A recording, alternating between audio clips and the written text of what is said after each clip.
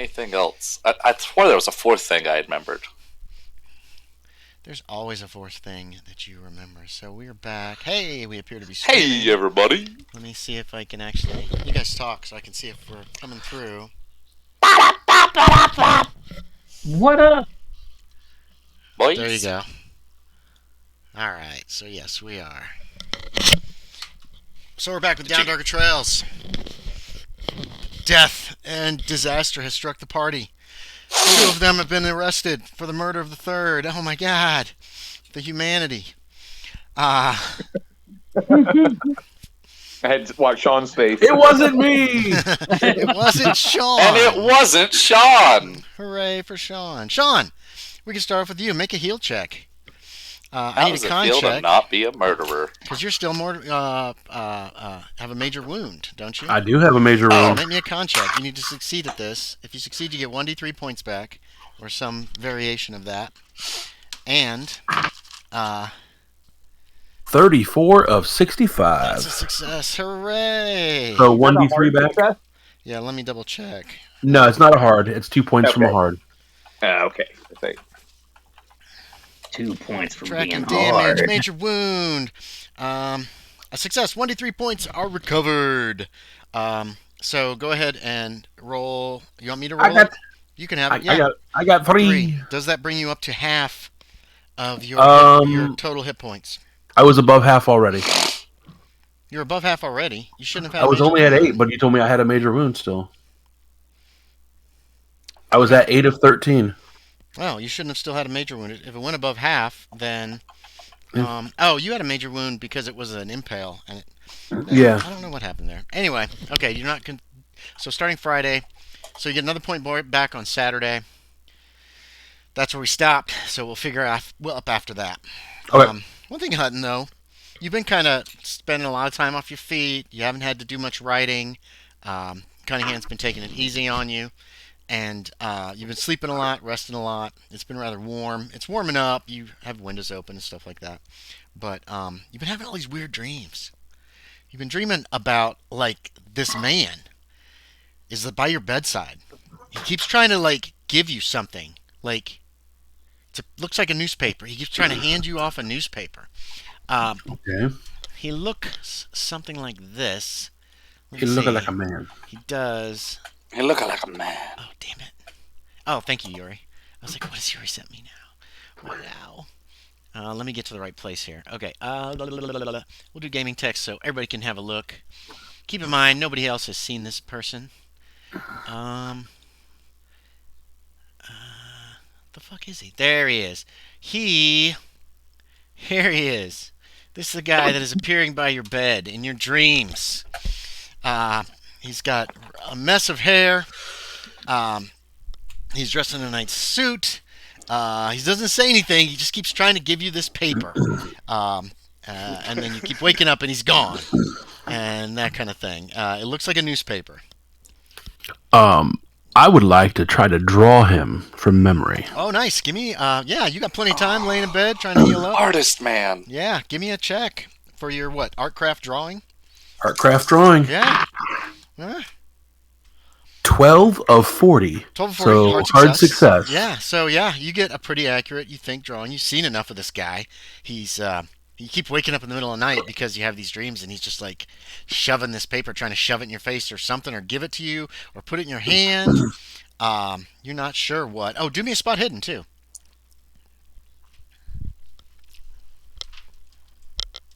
Eight of 60. Extreme success.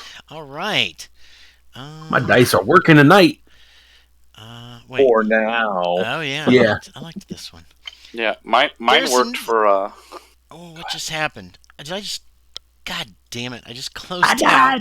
No, I closed out my entire... There we go. My internet's over here on this other computer. All right. Here's the other thing that you see. Seems like in your dreams quite often. There's this cat hanging out in the background somewhere. I'm going to draw the cat. Yeah, give me a draw check. Yeah, you got a whole week that you've basically been recuperating. Aw, that's a nice cat. Regular Yeah, it is success, nice. 38 of 40. Kind of a gray cat, white on the chest. He's got very, very piercing eyes. He seems to be staring at you. You don't remember him as much because he's somewhere in the background. Okay. Very nice While this pattern. old man is shoving shit in your face and trying to get you to take these papers, and you don't know who he is, you don't recognize him, you've never seen this man before in your life, you don't Yeah. recognize him from, you've been around town for 2 or 3 weeks, so you've seen a lot of faces, but you don't see anybody. There was a big fire Friday night. I think it was Friday night. Huge fire. Fire at the jail. Oh no, it was Friday night / Saturday morning. Huge fire. You were surprised you didn't wake up from all the noise. You were just exhausted, you guess. You hear about it the next morning. Apparently, the back of the jail caught fire. All the prisoners escaped. You haven't seen hide nor hair of Cunningham since then. He's probably around town trying to find something out. And people were in an uproar. You don't know how you slept through it. Because obviously people were yelling and screaming. It's just like freaking you can see the jail from your back door. Okay. So it's not very far. And yet you slept right through probably cries of fire, probably ringing of bells, all kinds of other stuff. Again, you just remember dreaming about this man. He just wanted you to take this paper, whatever it was. So it's Did not I have the same dream multiple times in a night? It's not even the same dream. You know, it's not like it's the same exact dream. You're always in your bed, and he shows up in your room, like creeping. Like, you know, you've got some boxes in the corner, and he's all like watching you for a while, and then he's nearer. He doesn't actually seem to move. He's just closer. And Okay. you're like, you know how you get the sleep paralysis kind of thing, and you Yep. can't move in your dreams? It's kind of like that. And he keeps getting closer, and he's got this, what looks like a newspaper or something in his hand. He keeps coming up, and he wants to give it to you or something, and you can't take it because you can't move. It's very irritating. You find out about that. You also find out from Cunningham, who's bringing either Cunningham or I believe it's Abraham. No, it's not Abraham. What's his name? Here we go.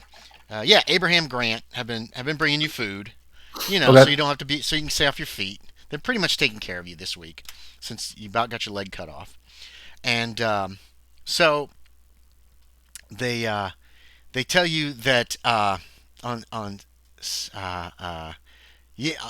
they don't know yet by Saturday night. So anyway, Sunday morning comes, so you should have healed 2 more points. You get a Okay, point back yeah. every night. I'm And- back to full. You're back to full. You're feeling good. Okay, you're still gonna probably add to your character sheet that you walk with a limp now. Your left leg, I believe it was, because the dude was Yep. right-handed, went wham right on the freaking knee. You can add, if you want, you can add that. That's gonna act up when the weather's bad. It's gonna really be irritating. But you're finally coming down, and you're kind of surprised. This is Sunday morning. And you find Cunningham is at his desk, which he usually is not on Sunday mornings. It's before time to go to church. You hear the church bells ringing, so you know it's church time soon. And he's furiously writing and scratching stuff out and writing and doing this kind of thing, like he's trying to figure out how to best put a story. Morning. Oh, morning, Loren. Oh, you haven't heard. It happened late last night. I barely was able to talk to the marshal. Mr. Hazard's been arrested. So is Mr. Jones, Tex. They've both been arrested for the murder of Jack Justice. Huh? I'm trying to put a handle on this story. There's going to be a hearing tomorrow to see if it's going to be referred to the grand jury up in New Dungeness. But so far, it looks like Texas has confessed to the murder, and Hazard was arrested because he's thought to possibly be an accomplice. But it's gonna depend on the judge on what happens next. Is this with the fire? No, it was the day after the fire. From what I can put together, he's looking at a notebook. He's flipping back and forth. From what I can put together, the 3 of them went up. Well, witnesses saw Tex and Jack go up in Tex's wagon. I've talked to a few people who came out of there was a hearing yesterday afternoon for that judge. Remember I told you the judge that got kidnapped a couple days ago? He showed back up. The Pickersgills of all people brought him back to town, and apparently some Indians or something jumped in. I don't know. I've got to talk to him still. But then people coming out of the church where he was holding the hearings for the smugglers and a couple other small, like some cases, they saw Texas wagon, and then they saw Jack Justice climb aboard and head up to the house. But apparently something happened, and Tex shot and killed Jack Justice. Allegedly. They were caught. The only reason he was probably caught was because this clerk from up at New Dungeness arrived the day before yesterday on horseback. He rode up there that day to start doing the appraisal that Justice had actually convinced town council to do, if I remember correctly, and heard gunshots, and this man's name is Oakley Jones, and he's apparently kind of crazy because he had his gun out. He was ready to go see what was happening instead of going the other way. I guess he'd make a good reporter. Anyway, so he found Tex, he found Jack's body, and he found Hazard's man Graves, who apparently had overdosed on laudanum or something. He was really didn't even know what was going on. But Tex claimed that somebody had hit him on the head with his gun and then shot Jack dead. But when he was questioned by the marshal, because that's all he could say, he wouldn't give any more information than that. And the marshal couldn't get anything out of him, and eventually he confessed to killing Jack Justice. There was some kind of altercation with Mr. Hazard, and then when the marshal went to talk to Hazard wouldn't give him a straight answer, so he arrested Hazard too. He said, "Figured the courts will have to sort it out." It's crazy. Yeah. This is the house that we went to. That Yeah, the house up on the Row Mansion up south of town. That big wrecked house up there. where we found the body, What body? Which one? the skeletons. The what? Oh. Yeah. Your story's not going to have room to run on page 1 this week. We're going to have to finish it off. No. I know. Not to distract, but do you know this man? And I'm going to show him the picture I drew. Nope, no idea. Oh, Never okay. seen him. Sorry. It's a good picture. Thank you. So anyway, that's what's going on. Got me. Things have gotten crazy in this town since they showed up. And no sign of William Starr. I don't think you've met him. I don't believe so. All right then. He goes back to writing. He goes back to whatever he's working on. All right, I'm gonna limp down to the tavern. Okay, yeah. Actually, you know what? I'm gonna it's Sunday. go to There's not many people there. Actually, you know what? Oh, the general store probably wouldn't be open, would it? No, probably not Sunday morning. Probably Sunday afternoon they'll open it up. Not till after church. Okay. Is there like a cane container here? Like some places have like an umbrella container or anything like. Here, where's here? Like at where I'm staying. No. They don't have anything like that at the office, at the newspaper office. Okay. Yeah, I'll go to church. Okay, you go to church. He's a good boy. The Reverend gives a confusing sermon about trust and friendship. He seems a little upset. You see some little boys crying when he announces that Jack Justice, our local friend, was killed. We don't know all the details yet, but little boys crying. You see some ladies crying who are all sitting together, dressed very respectfully. They're all like, "Oh, he seemed like such a nice boy." Most of them are actually, they're young and they're very, very pretty ladies are sitting all together. You don't know why you didn't notice them before. Along with an older, very attractive lady. They seem all very upset. People seem to be upset about this, that this young kid was killed. You don't see any sign of you knew Fontaine, didn't you? Did you ever meet Fontaine? I don't think I ever met You didn't Fontaine. meet him. That's right. Okay. Yeah. So never mind. Doesn't matter. Did you ever meet this guy, Sean? Him? I've Kind never of seen the grumpy. photo. Mustache. I can't remember if you met her or not. So anyway, yeah. So after the church service is over, people let out. A few people are standing around quietly talking and that kind of thing. But unless there is news, it sounds like there's going to be a hearing the next day for Tex, since the circuit court judge is still in town. Rumor has it that he was planning on heading back today, but since this all happened, he's got to stay another day. He's not very happy about it, but he's making the best he can. Anything particular you want to do on Sunday? After that, I guess he's gonna go to the saloon and get something to eat. And Oh yeah, you get something to eat. I mean, is there anything specific though that you want to do that day, or is it just a typical uh, Sunday for your character? he,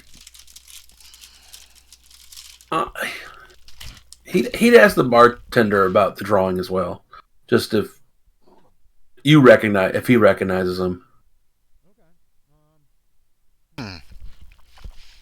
Okay, let me think here. Um, he says, "Well, that's mighty nice work. You did a nice job." Thank you. I'm just Yeah. That looks just about like a dead ringer for Lucian Wilkes. Lucian Yep, Wilkes. that's really good. You should frame that. Oh, excuse me. And then he goes off. He has to tend to another customer. People are coming in after church. Fuck is Lucian Wilkes? Lucian Wilkes. All right, let me get some notes going here. Yeah, get some notes going. Meanwhile, in the basement of the church, chained to staples in the walls, Hazard, you can't help but notice that your man Graves has also apparently been arrested.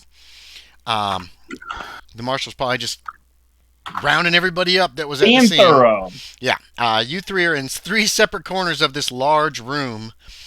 All the other smugglers are chained down, and not chained down, but you have manacles on your hands and feet that are connected. You could lay down comfortably, like this or like this. And then the ones on the feet are connected to a staple that has recently been put into the floor with a sledgehammer by some men. Keep everybody separated. Yeah, they're pretty much, they're keeping all the smugglers together because they're all there for the same charges, so there's not a lot they can do. There are two men down there at all times, armed with rifles, on guard. Your chains are not long enough for you to reach them. If they don't want you to, there's a single set of steps that go up out of this room. This looks like it was probably used for storage, and possibly there's some tables in one up Sex against dungeon. one wall. Not a sex dungeon, Yorie, no. But more likely like a common room that the church might use. If it rains out and they had planned an event, they could move it down into the basement. Cobblestone floor, stone walls, very solid. So Hazard and Tex, you are down there, not close enough that you could talk without the guards, without the men who are watching you overhearing. So I don't know if there's anything y'all want to do.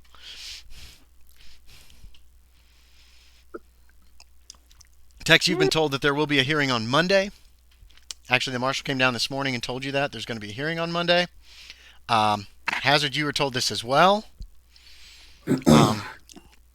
And at some point during the day, each one of you is individually taken away to the ruins of the jail to be questioned again to see if you are any more forthcoming with any information.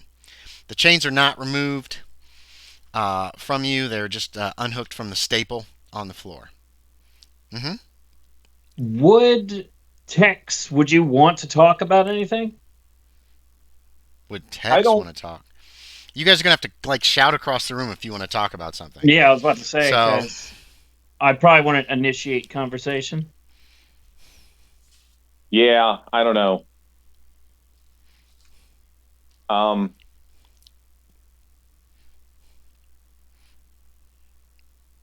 You think about it, Aaron. In Yeah. the meantime, Hazard, do you have anything to add to your story to the marshal? Because he makes it plain he arrested you because of the fact that you seemed guilty of something. Gotcha.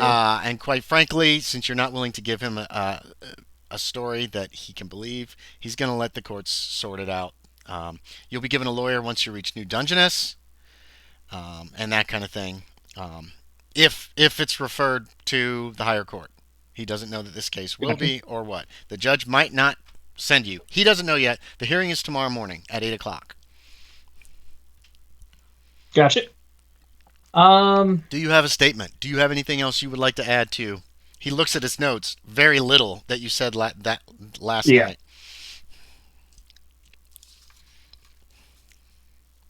I was thinking about it too this whole last week. Good. Yay. I think, he's just going to go ahead and mention just the tail end of things. Mm-hmm. Basically what was going on. Sorry if it's getting choppy. Y'all look like y'all are lagging out a little bit. I can still hear you. You sound fine. Okay, perfect. As long as your voice works, we can make do. But yes, so I would tell him about how Jack and I got into a tiff, and then he shot at me. Okay. And then tied me up, and then came around the corner Texted and was shot. Okay, so do you blame Tex? I mean, you do tell him that Tex shot Jack. I'm not. I'm not trying to. Yes, I tell him that Tex shot him. Okay, but what did Jack Justice have any guns in his hand? Was he presented? Was he a threat to Tex when he shot him? This is important. Is what he's telling you. I'd say he wasn't. Okay. He did not. He had shot at me, but he had put his gun down for a moment to make sure I was tied and gagged. Okay. All right. He's writing all this stuff down. What was this altercation about between the two of you? Why did he try to shoot you? So he got heated about stuff. He was going around his gun. I lost my gun in that fire altercation. So, seeing that things were getting rough, I went for my signal pistol to try to,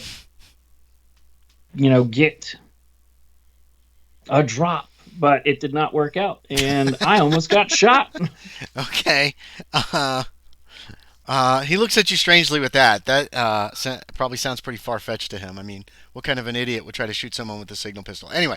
And also to draw first on someone with a signal pistol. Yeah. With just a signal pistol. I mean, if you were, literally next to them, maybe, but it would certainly be distracting. No, we were close. So he talked to you for a while. Close.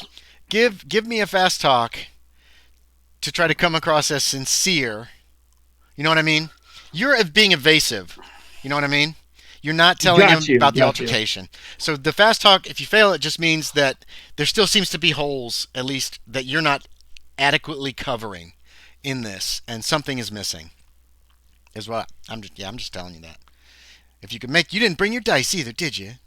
No, I got my dice. Oh yeah! All right. I didn't think about it. I was just like, shit, I don't have my character. Yeah. I got my fast talk. I think your fast talk is at 5%. Oh, well, that's an 00. 100. Oh no. Oh no, sorry. The 00 part. You might have a success. The other one rolled off onto the bed. I have to roll on my just roll something. Tablet cover. Something that's solid. There we go. That's a 5. So that's a success. Okay.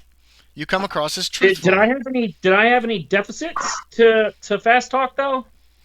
Oh shit, that's right. There's something I forgot to mention to you. Nope. I think I'm thinking about Elfric. Your fast talk is at 5%, right? That's the base, yeah.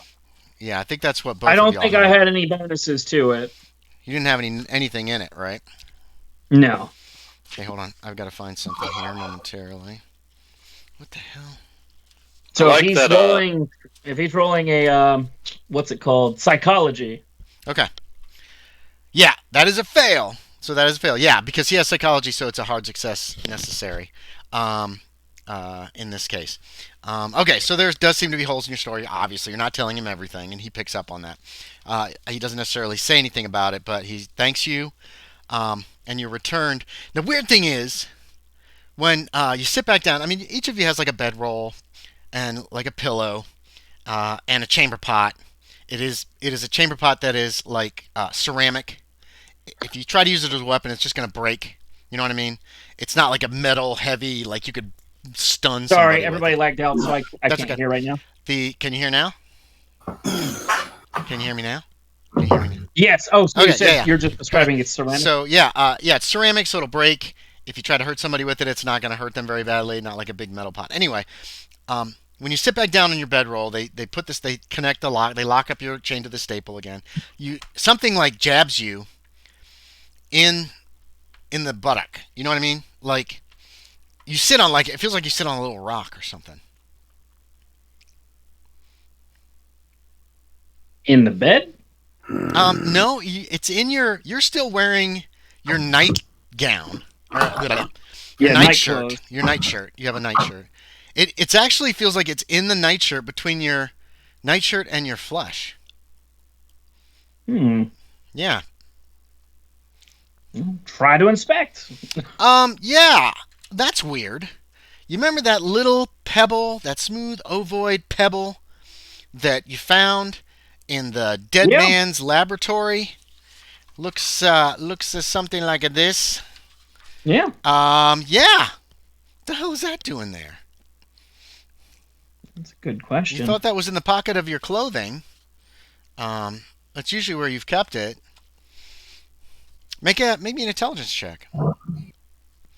This needs to lean back slightly because I'm a little closer to the screen. There we go. You can see my beautiful hair. That is an 18. That's at least a hard. So, yeah, that's always in your pocket. How is that always getting in your pocket? It's weird. You never really thought about it, but it seems like whenever you have reached in your pocket, in which you don't do very often, but like a jacket pocket or something, it's always in there. Yeah. But you don't remember moving it around into your pockets. Okay, Tex, you're taken away also and questioned. Are you changing your story, adding anything to your story, or are you maintaining this not very detailed thing?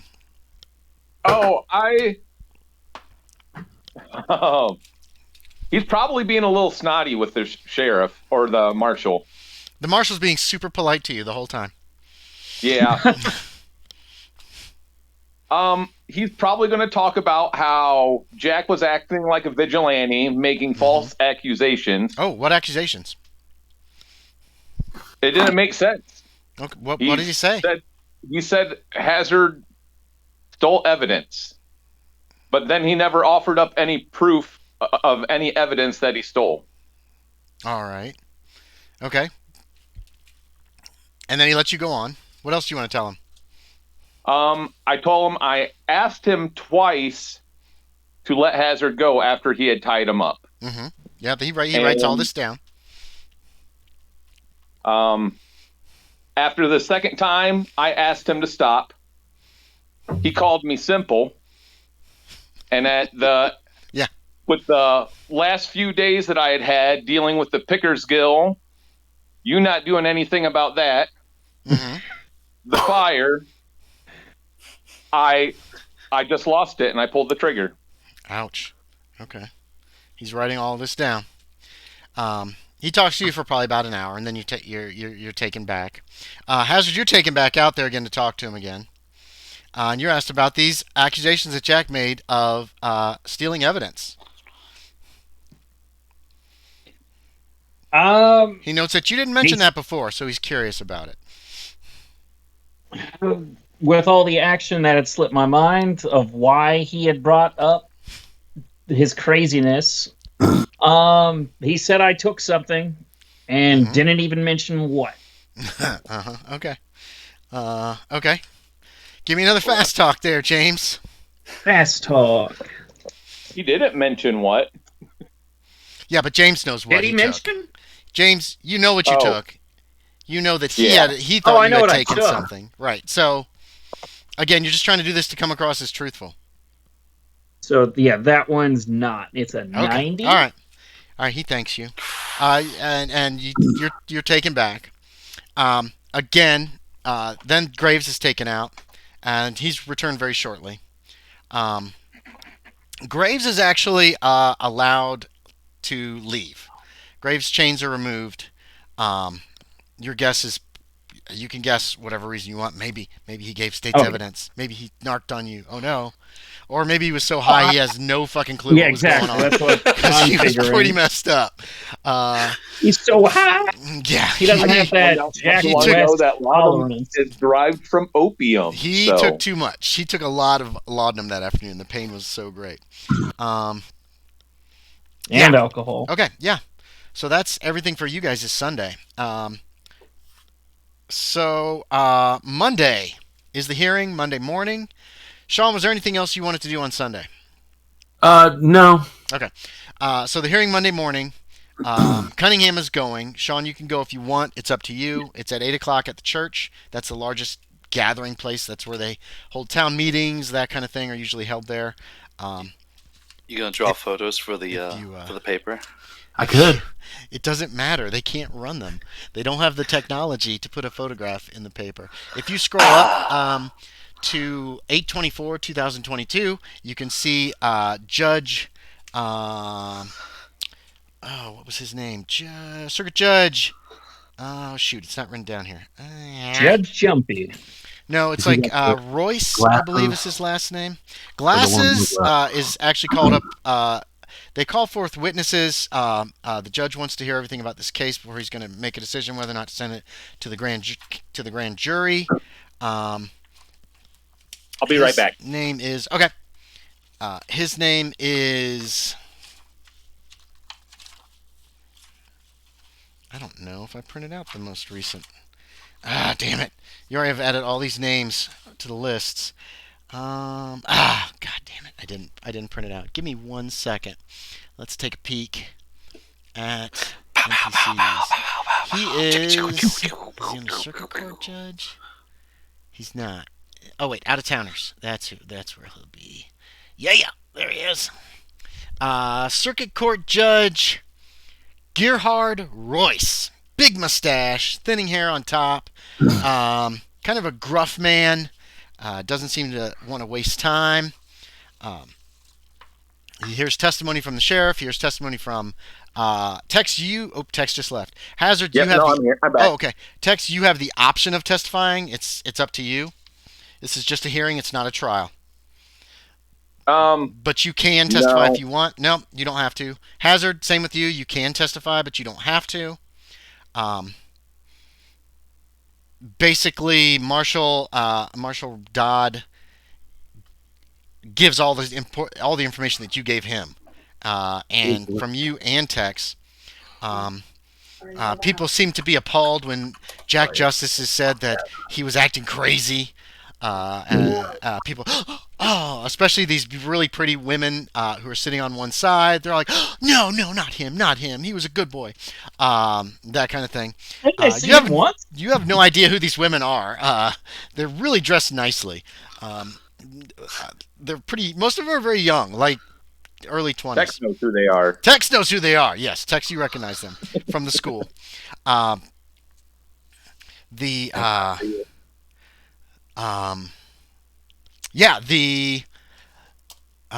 judge hears everything, takes it all under consideration. Hazard, did you say you wanted to say something or not? If the marshal said everything that I had said, then that's already said. Pretty much.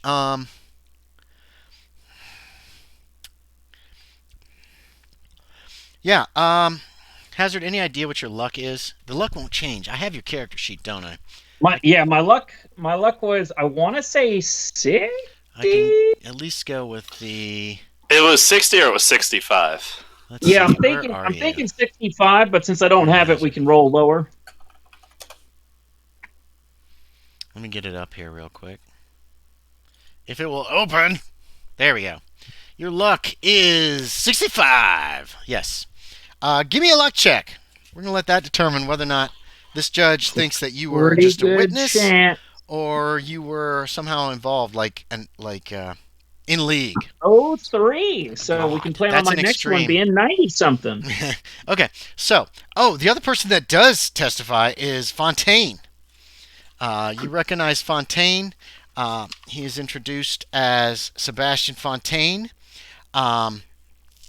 Jack Justice. They don't. The marshal and the judge do not use the term they use AKA Jack Justice. For Hugh Pierre Luckhart is the name that is used, AKA Jack Justice. Fontaine testifies. He wants his moment to speak. He wasn't there, but I question that. Yeah. Why is he even allowed to speak since he wasn't there? You're out of order, is what the judge tells you and points to you, Tex. And then he looks at Dodd and he goes, "Why is this man speaking if he wasn't there?" And the marshal says, "This is he wished to speak, and quite frankly, it's up to you, Your Honor." And the judge says, "Well, if he was not at the site, I don't see what he has to add. So I'm sorry, Mr. Fontaine. Thank you for the information that you gave us about Mr. Luckhart's name. But if you wish to speak, I would suggest you do so at the funeral."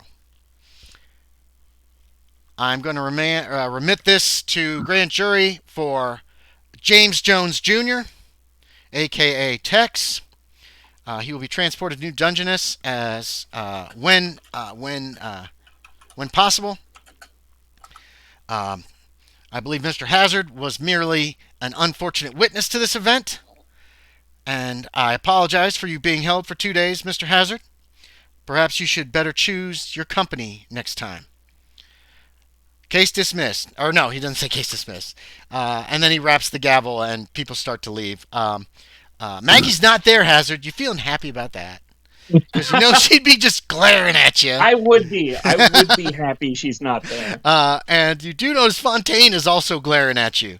He glares at Tex too. Before he leaves, puts his hat on, and he's gone. So, Hazard, you are still in your nightshirt. Daniel is there. He has a change of clothes if you want it. He brought it just in case. Or you can go back to the boarding house to change first. It's up to you. Got you. Yeah, boarding house is pretty far from the church. Yeah, it's the other side of town. So I'd probably try to change where I could. Yeah, they've got a room you could change in. And take a nice long bath. So Tex is taken back down and locked back up essentially. So Hazard, you were not found guilty of this. You do hear people mumbling about, is there going to be a civil case? Blah, blah, blah, whatever. One thing that it was pointed out was they mentioned his actual name was Hugh Pierre Luckhart, heir to the Luckhart fortune, was also brought up. That was mentioned during the hearing, which is news to I think Hazard might have known who he was, or at least Hazard didn't. We figure out had an idea. You know who the Luckharts are. I knew he was from the Lockhart family. It's before Luckhart. They changed their name. So, yeah, that's right. It was Lockhart before, wasn't it? Wasn't it? Did he change his name to Lockhart? That's what I thought. Okay, so yeah, and they're very rich, and you know that. You would have known that, and everybody else can make me. It's going to need an extreme education check to have ever heard of Lockharts. None of you are from that part of the United States, so it's very unlikely that you've heard of these people. Okay. Wait, I think that's how I rolled to find that out. Okay. The first time. How about Tex? How'd you do? I rolled a 16, and you said education. Yeah, extreme education. So my education is a 70. 70 is going to be a 14. Yeah, you've heard of them. Okay. Wait, you said 14? I rolled a 16. Yeah. Oh, shit. Yeah. You're right. I'm sorry. 16, because 70, yeah, it's a 14 is what you needed. So you've never heard of them either. You think for a minute? Wait a minute. I knew a guy named Lockhart. Good. He was from New Jersey. Anyway, okay. So, Hazard, you go and take a bath. Hutton, I don't know what you want to do. Do you guys want to get together and talk? Right now, it's all in the player's hands until Stalloid arrives, at least. So we're kind of moving forward quickly. Gotcha. Definitely, I would probably go to the saloon and hope for Hazard to... Oh, okay. I'm assuming Hazard's taken like a couple hours that morning to take a nice bath. Did you hang on to that little stone that you Yes, had kept yes. finding? Yeah, okay. You take a bath. You can get dressed in some clean clothing. You're not that dirty. You've been 2 days, and you had a bath right before all this shit happened. And you were in It's more to de-stress. you were in really comfortable a nightshirt, and you're really comfortable. You're probably the most comfortable person down there because you're just hanging out down in the basement. Do you go to the saloon at all that day? I will do that first, actually, yes. What do you mean? After the bath? Yeah. Yeah. So around Because- lunch, you can have lunch at the saloon because they don't serve lunch at the boarding house. And by the time you get to the boarding house, they're not serving breakfast anymore either. So yeah, if you want to eat, that's where you're gonna go. So lunchtime, Hutton, Hazard comes in with his man. I'm assuming with Graves. Oh, yeah. Graves. Yep. Okay. Those two come in, Hutton. Yeah. Okay, I've got your character sheet. We can use that. I mean, I'm not gonna approach him, but obviously not making myself hidden from him. Right. And there's not a whole lot of people in here on Sunday. Go ahead. I'm sorry, Hazard. Sorry, before we address all that, did Graves have any questions about why his arm is fixed? No, he doesn't ask you at least. I mean, remember, he was really messed up when you guys went up there. He's been a laudanum for a week. Yeah, so almost. he probably just doesn't even remember his arm being fucked up. No, he does remember his arm being messed up. Okay. But maybe he doesn't. Maybe he doesn't. That's up to you. He wasn't hitting laudanum really, really hard until that last day when you guys were in that wagon and it was bumpity, bumpity, bumpity, bumpity all the way. And he took a lot of laudanum with that whiskey you gave him was a little whiskey with a lot of laudanum. That's not the way you're supposed to take it. It's supposed to be the other way The around. Jack West style. The Jack West style. Yeah, I got to make a roll actually to see if he's going to be addicted to laudanum. Good. But yeah, no. If I saw Hutton, I'd probably head over to him. Okay. Wondering where he's been. He comes over to you, Hutton. Go ahead. Well, Mr. Hutton, how have you been? I guess better than Tex and Jack. That was a very unfortunate circumstance that I wish could have been avoided, but people have their limits. Things can bend, but breaking causes problems. So do you think Tex actually did it? I think it may have been a crime of passion. I was there. I did get a first front row seat to it. It was a very unfortunate circumstance. Where did it happen? Up at the old abandoned mansion.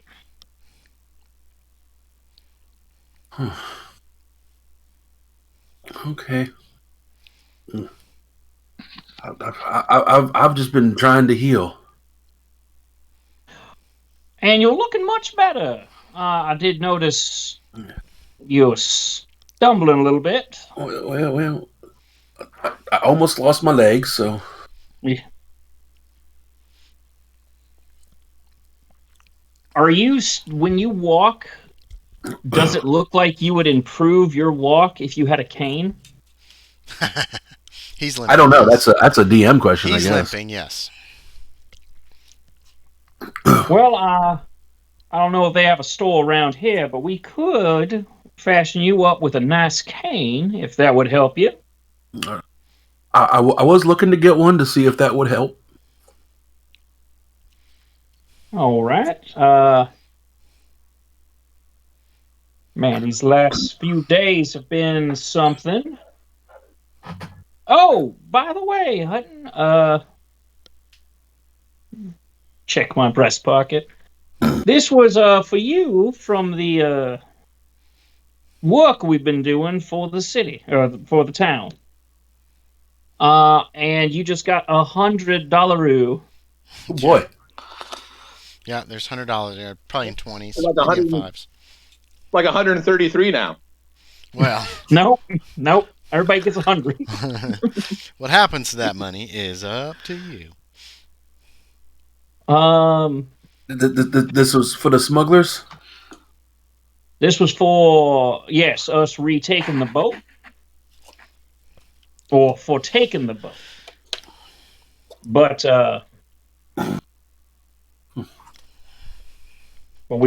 I'm just going to try to take it easy this next couple of days. A lot to process. All right. Okay.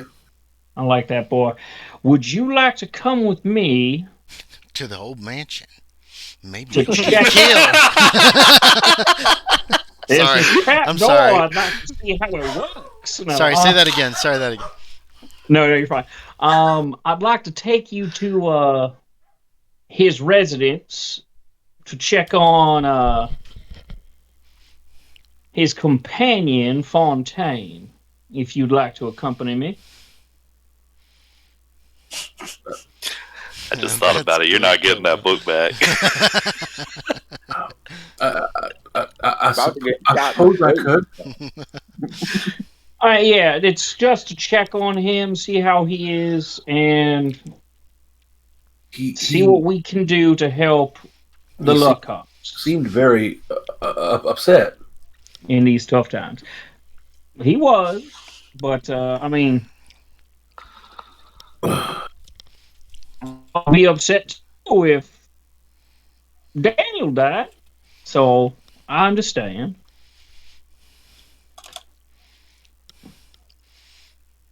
So you going over to Jack's old house? Yeah. You don't have to. It's up to you. You don't sound too enthused.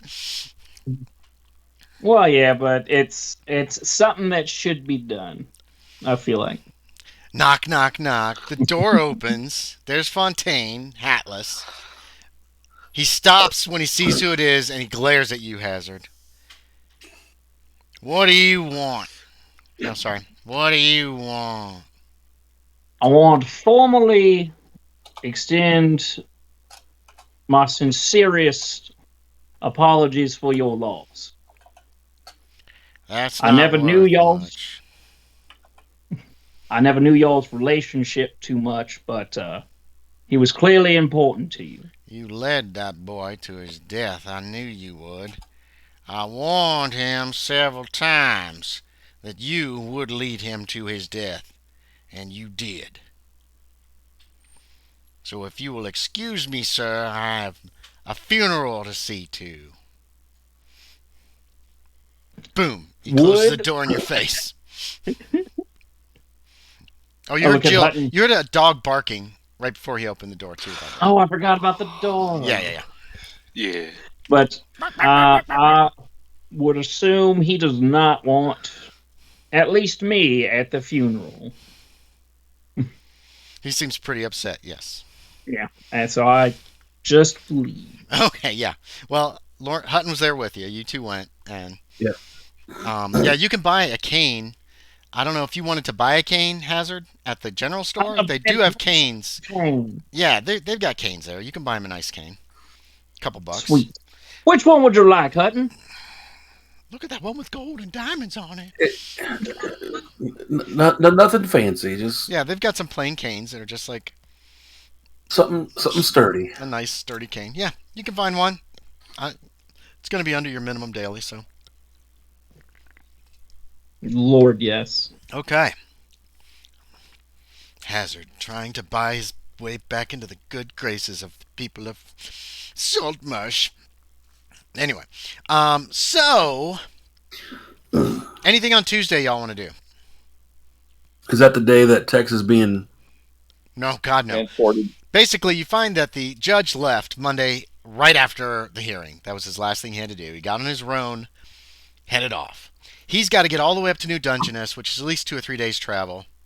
Then he's got to send a wagon back to bring the prisoners back to New Dungeness, which is probably at least 2 to 4 more days, if not longer, if he can get one immediately. Because if they don't have a prison wagon, they're going to have to build one. Because they got 6 people. They got 5. You guys caught 5 smugglers in the house. Those are the ones that are still imprisoned. And Tex. So that's got to hold at least 6 people, at least relatively comfortably. So if they can't find some kind of a wagon, they're going to have to set one up. So you're looking at least a week before this other wagon is going to show up and take Tex away. Probably, maybe longer. So he's going nowhere for a few days. Tex, you are fed fine. You are, you're kind of lonely. You don't have many people to talk to except for these smugglers. Now, what smugglers are these? These are the 5 from the house. There were 5 captured in the house and 1 Indian. The Indian was kept in a cell, but they moved these guys out of... Sorry? Oh, okay. So they moved them into the church basement already before the fire? Correct. Yeah. Because there wasn't room in the 2 cells. Sorry? So I've never seen these smugglers then. No, you've never seen them before. They're just 5 guys, essentially. They're wearing pretty rough clothing. They don't have any shoes on. Your boots probably were taken away from you because it could be used as a weapon. And your belt was probably taken. Oh my God. Jesus. Barking. But they're just 5 guys. You're on the same side of the room. It's a big square room, right? You're in one corner. They're being in one of these other 2 corners. You know what I mean? You're close enough that you could talk to them, just have like conversations, if you want. Otherwise, you're just pretty much ignored by there's different men on duty watching. Everybody has to use chamber pots. There's not a lot of privacy. My guy was in the army. There was no privacy. I was out in the woods. So. Otherwise, it's not terrible. I mean, you've got a bedroll. It's not terribly uncomfortable. You're not dead. You don't even have to empty your own chamber pot. No, you pretty much slide it to the side after you've used it, and they take it away. Okay. And the people that are guarding you are pretty much just ignoring you. They just give you your food. They take your plate when you're done. You're not given utensils. You just have a plate. If you ask for food or water, or ask for water or something, they'll bring you some water. Usually it's in a little tin cup or it's a bucket of water. If you want to give yourself a little sponge bath or something, they don't care. The chain is long enough you can get away from your bedroll if you want to clean yourself up a little bit. And the guards usually just kind of keep their distance for the most part. If any of them approach you, they don't have a weapon, and another man in the room has a rifle. So they're on guard, but they're not treating you poorly. These are just townsfolk who have been deputized, basically. Okay. You might even recognize some of them.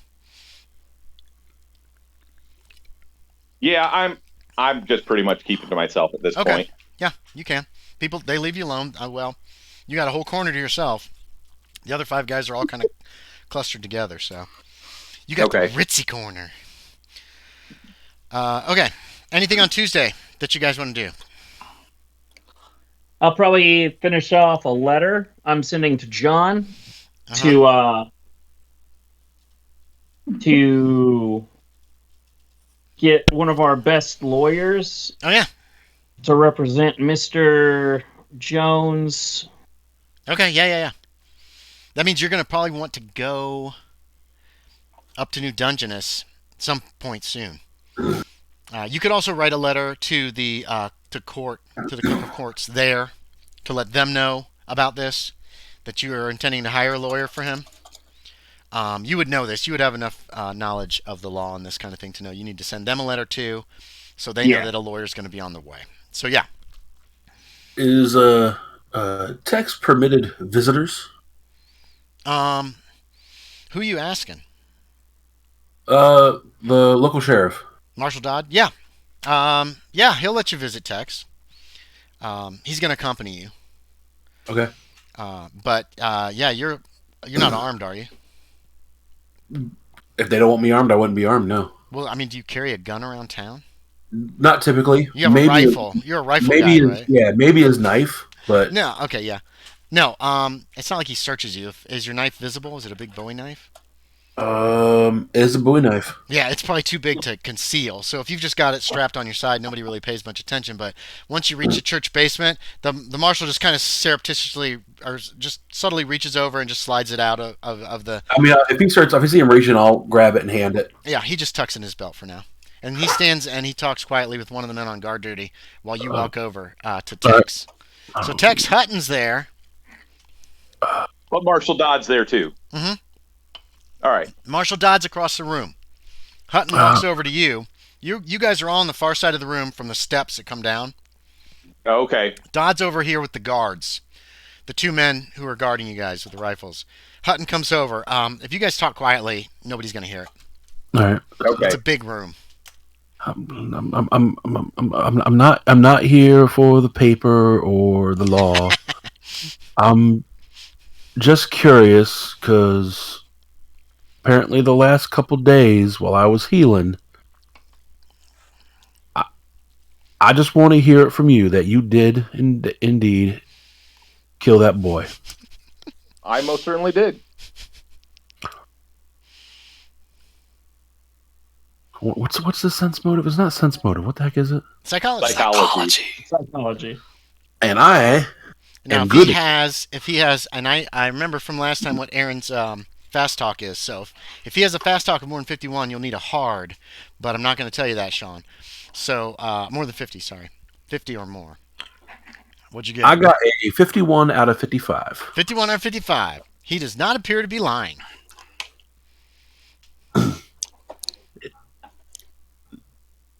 Is it as Mr. Hazard says it was a crime of passion?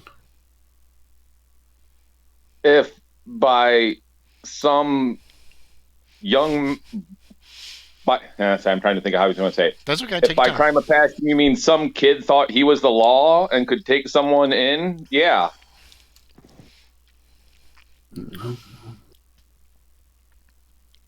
What made him think that? I don't know.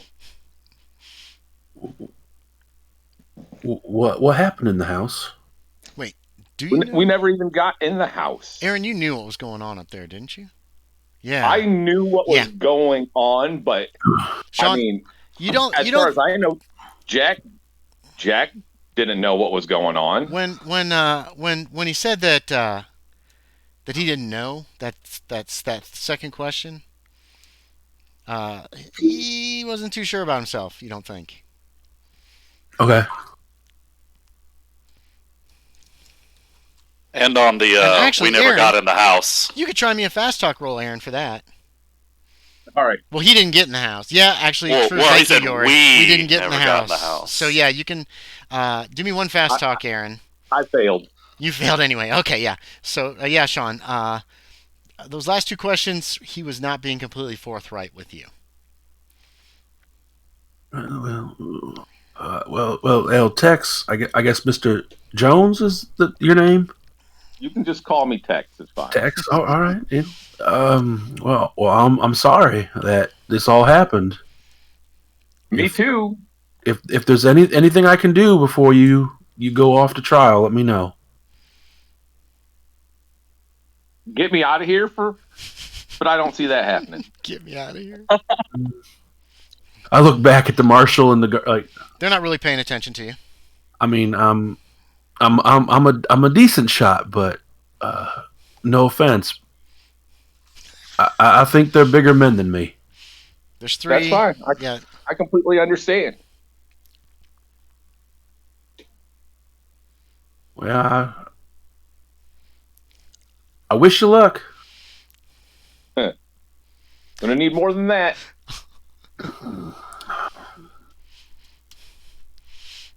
And I give him, I nod and give him a nod. And very spaghetti western turn, and the music comes up and the curtains come down. Anyway, Yep. yeah. So here's a question, Aaron. You were working on a backup character. Did you finish him? For the most part, but I don't know whether my idea will work or not. I don't know what you mean by that. So, is he coming in on the stage, or is he going to arrive some other way? He would ride in the one that I had thinking of. He would ride in himself. Okay, so we can bring him in anytime. So I'm going to hold off on his coming in just a little bit. Okay. Okay. Because I don't know if you got my one message. I thought about making him a mariachi, but then I was researching it. Mariachis didn't come to or mariachi music didn't start getting popular in the U.S. until like 19 whatever. Yeah. Okay.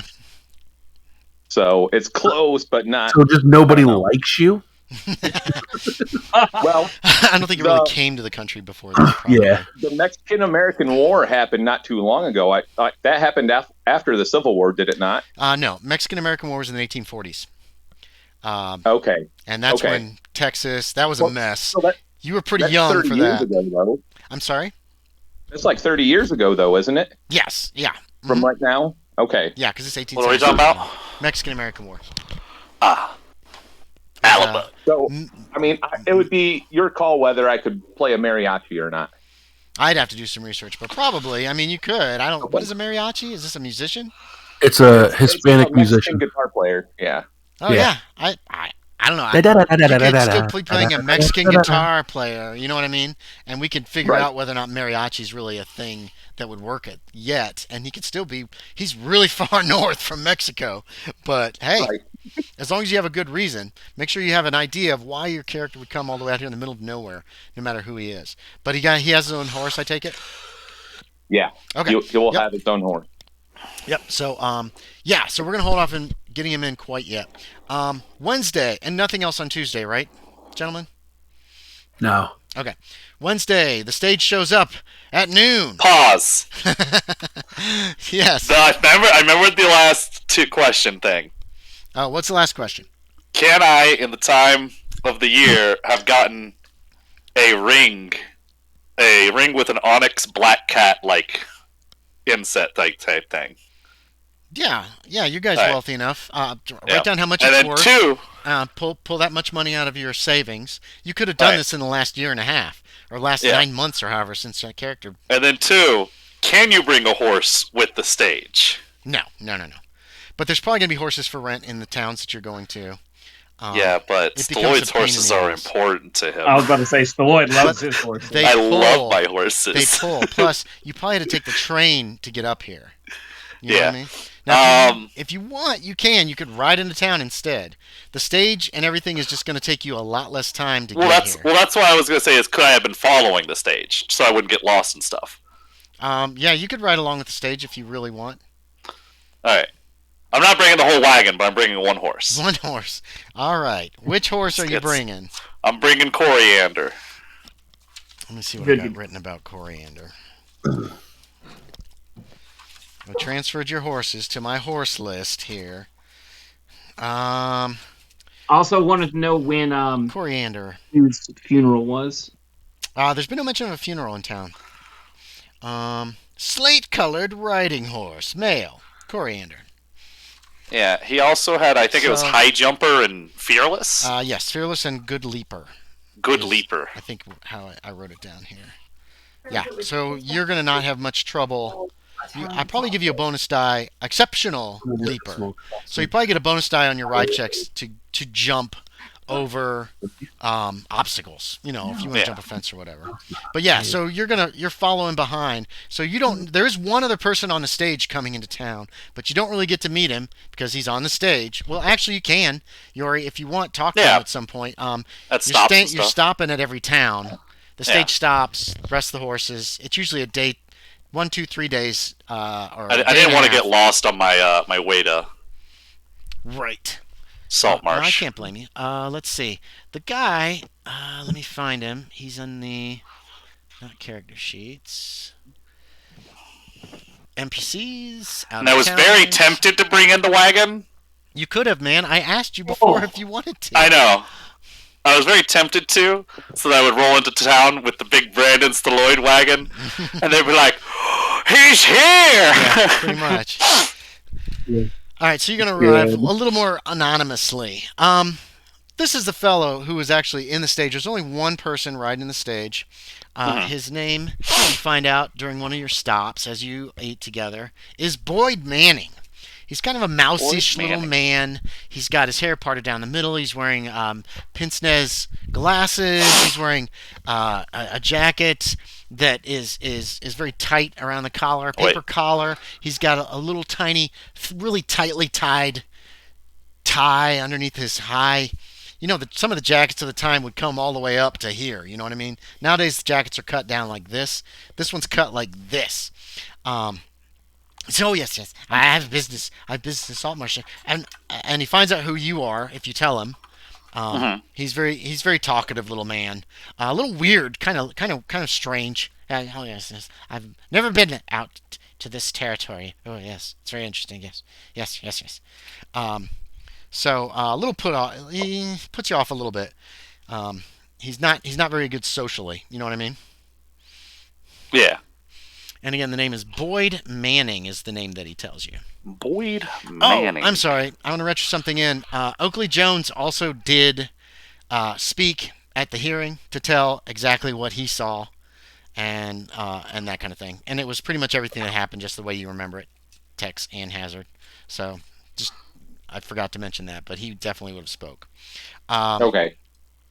So, so the stage comes rolling into town. Loren, where are you when the stage comes in that day? Interviewing Mrs. Jones about those missing milk buckets. Adam took them. Adam took them. I found. Look at these footprints. Actually, yeah, if they've got cases, if they've got stories about Adam, I'd be doing that. Yeah, Mrs. What I say her name was? Whatever I said her name was. Mrs. Jones. Me and Mrs. Jones. Missing milk buckets. And her milk buckets. Yeah, and her cow. All the milk is gone too. Apparently, Adam, according to her, milked the cow and stole the buckets and took the milk and the buckets. You do find a big footprint. It does look like a person's footprint, but it is probably like a size 17 or 18. It's really big. It's a big footprint. It's a very big footprint, like Peggy Hill style. Anyway, there's no cement, really. Bottle. No. There's plaster. No really easily make.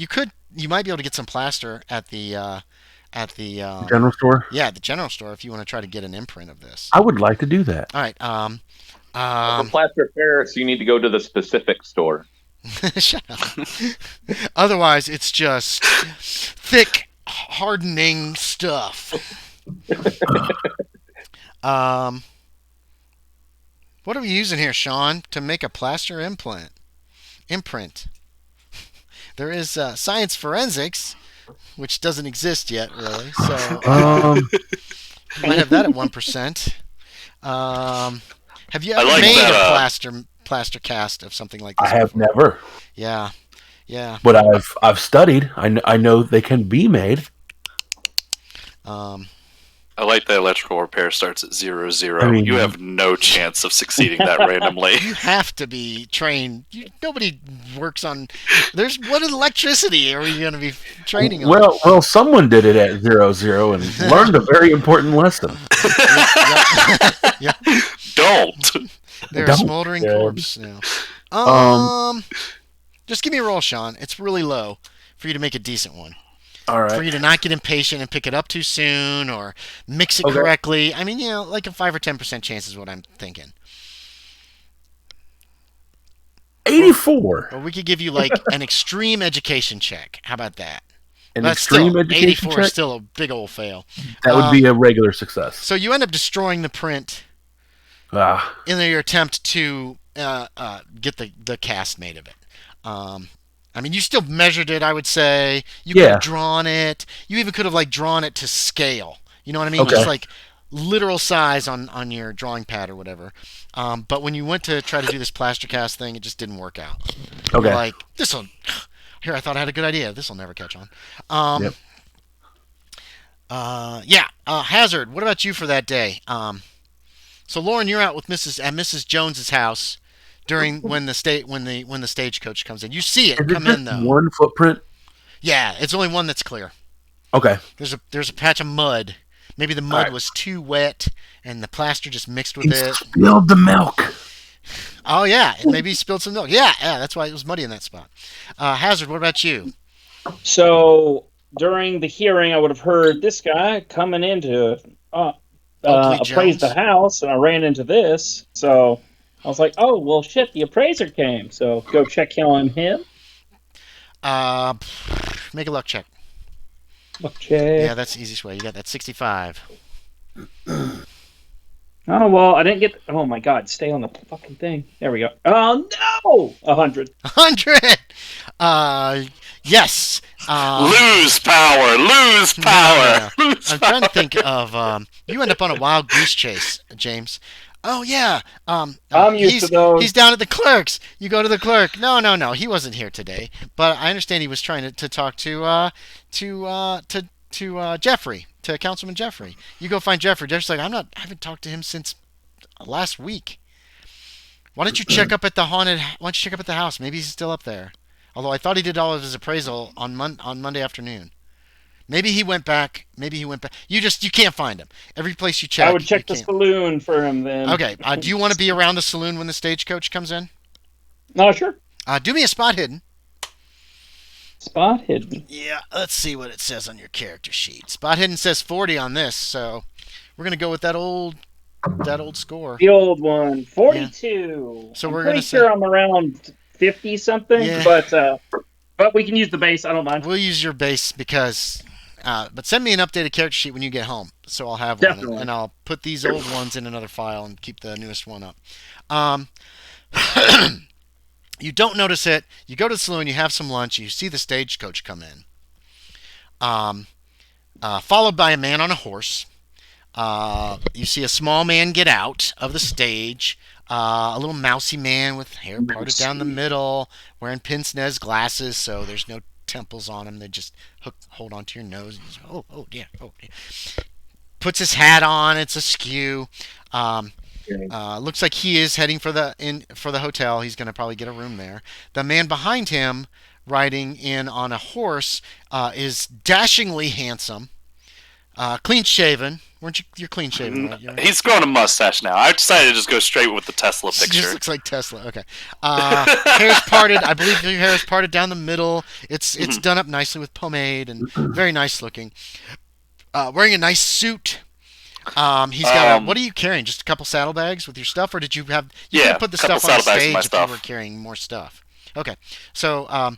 I guess that too. I guess. You probably followed the stage till it stopped, and then realized, oh, the livery stable. I have a chest on the stage. Okay, you got a chest like a big trunk, like a steamer trunk kind of deal. Okay, yeah.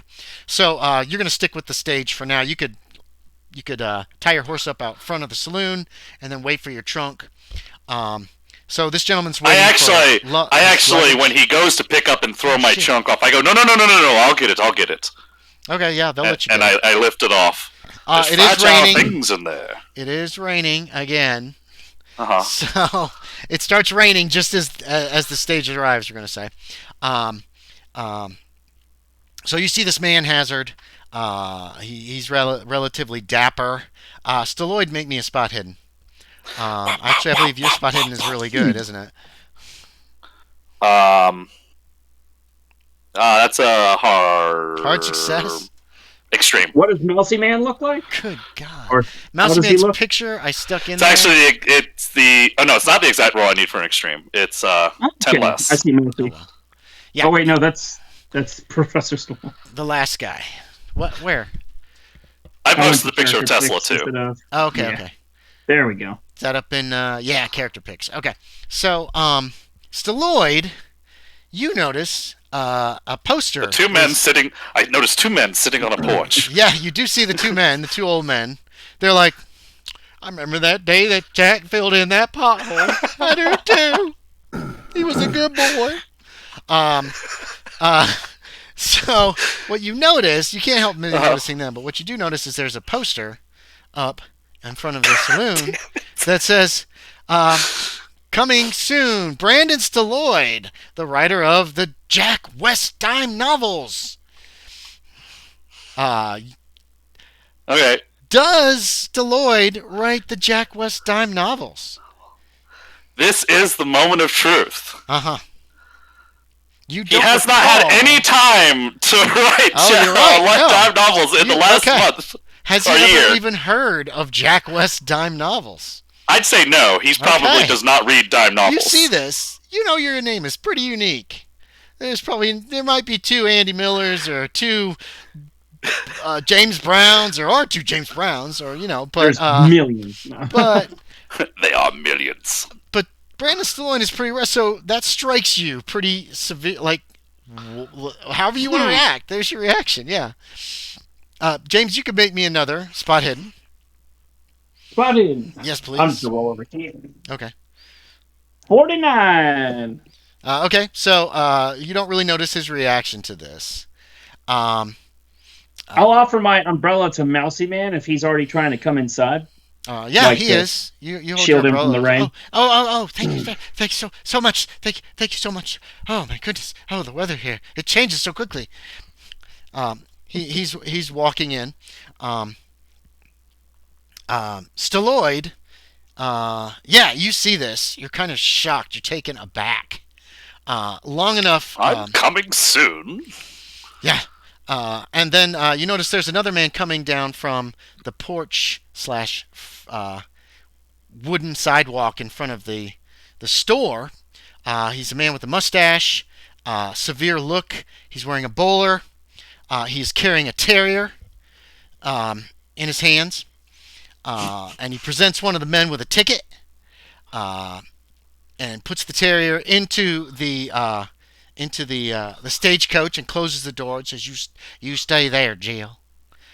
And then he does like this, and a couple more men come out of the general store with a crate. It is massive, and it must weigh a lot because they're like, Question. And it looks like he's watching them as if, keeping an eye on his possessions. He also had a couple pieces of luggage that he goes and he gets. So all this is happening, but you can interrupt anytime you want. Question. Mm-hmm.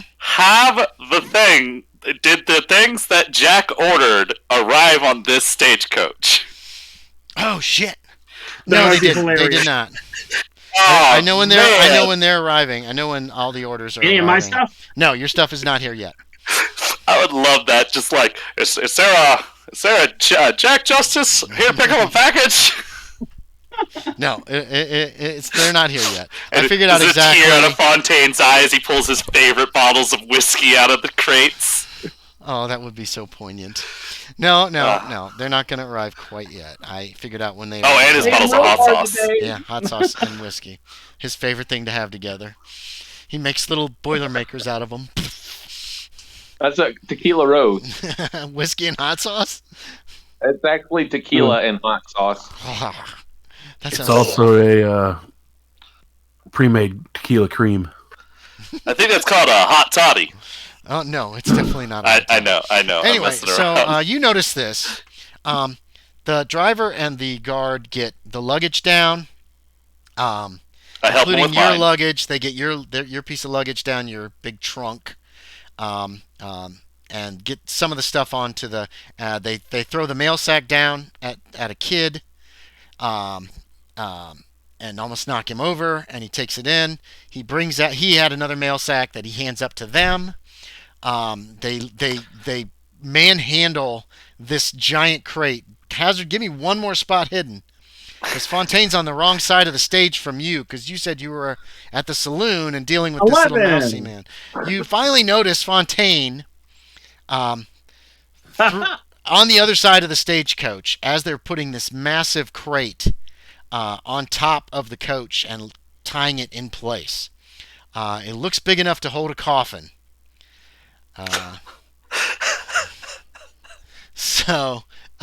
Yeah. And Fontaine is watching them as they set it up. His arms are crossed. He doesn't have any luggage with him. It doesn't appear to be. Yeah. So I don't know if you want to do anything or not, or it's up to you. Okay, so he doesn't want me near him, so No. I'm gonna give him space. He mounts. Well, and same with Stalloid. I don't know if you want to do anything with this guy or don't. No, but as I'm getting my crate down, I do ask the people on top of the wagon, "What's up with that?" And I point at the poster. You point at the coffin. I don't know. Okay, one moment. I gotta check. I totally What is the deal with this Brandon Stalloid coming soon?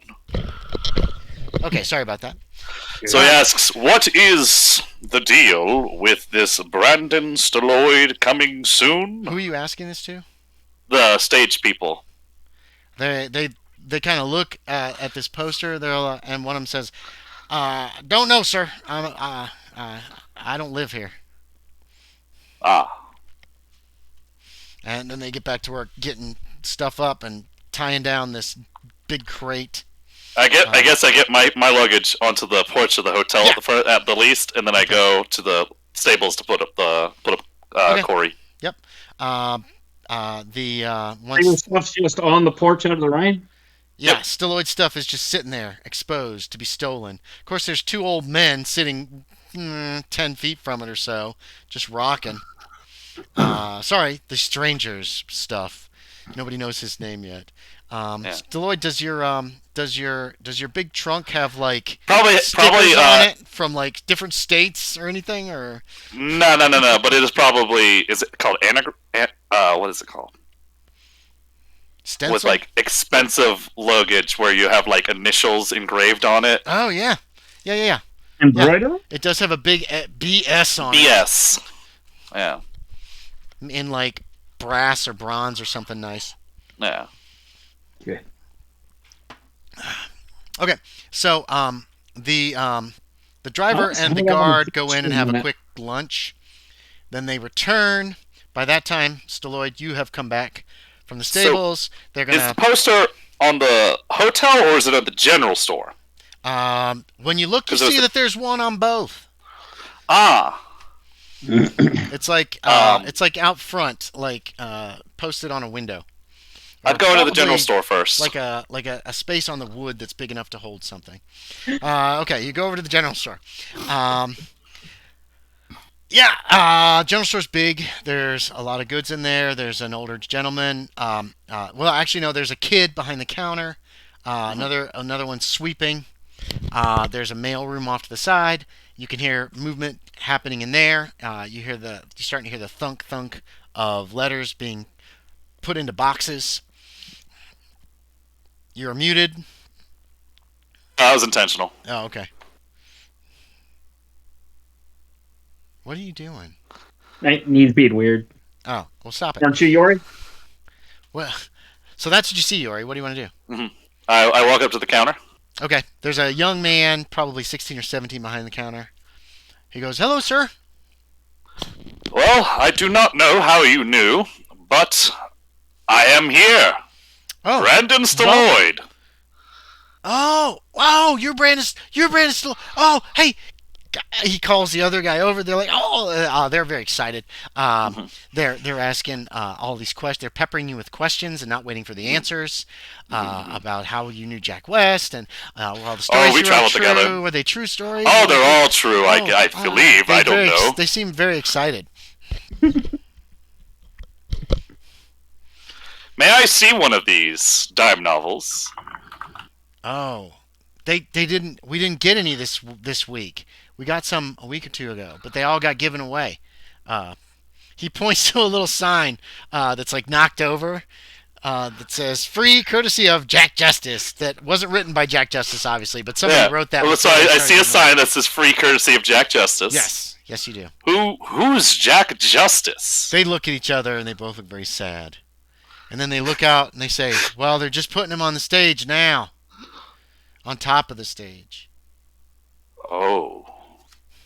He was murdered last Friday. I see. My condolences. Yeah, it was sad. I liked him. He was a nice fella. He juggled guns. Ah, He would Jack like West juggled guns. Yeah, I read about that. That time that he starts telling you a story that is not true. You're listening and you're like, I don't remember this ever happening. About Jack West was juggling guns and shooting Indians. He would like he got them all mesmerized. Like they're watching the guns. They're like, whoa, and he's like, pow pow pow pow. He would shoot them and then juggle them and shot down 30 Indians. They were just stupefied. They were definitely stupefied, and and he rescued a Romanian princess, apparently, who had been in the country, and the Indians had caught her, and he went out and he saved her. Oh my God. Yeah. Yeah, they're corny stories. They're dime novels. Whoa, James, you just went weirdly dark.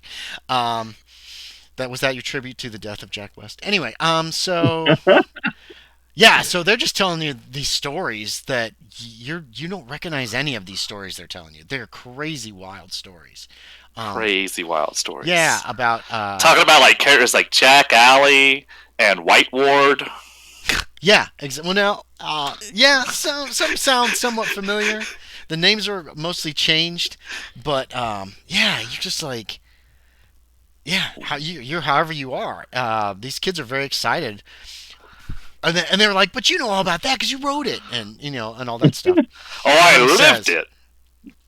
And you wrote it. You wrote those dime novels.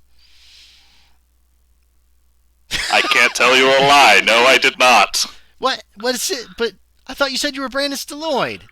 That I am. But he wrote the novels. That's well, we can't go get one. I'd show you one. Why don't? Okay, I have to work until 6.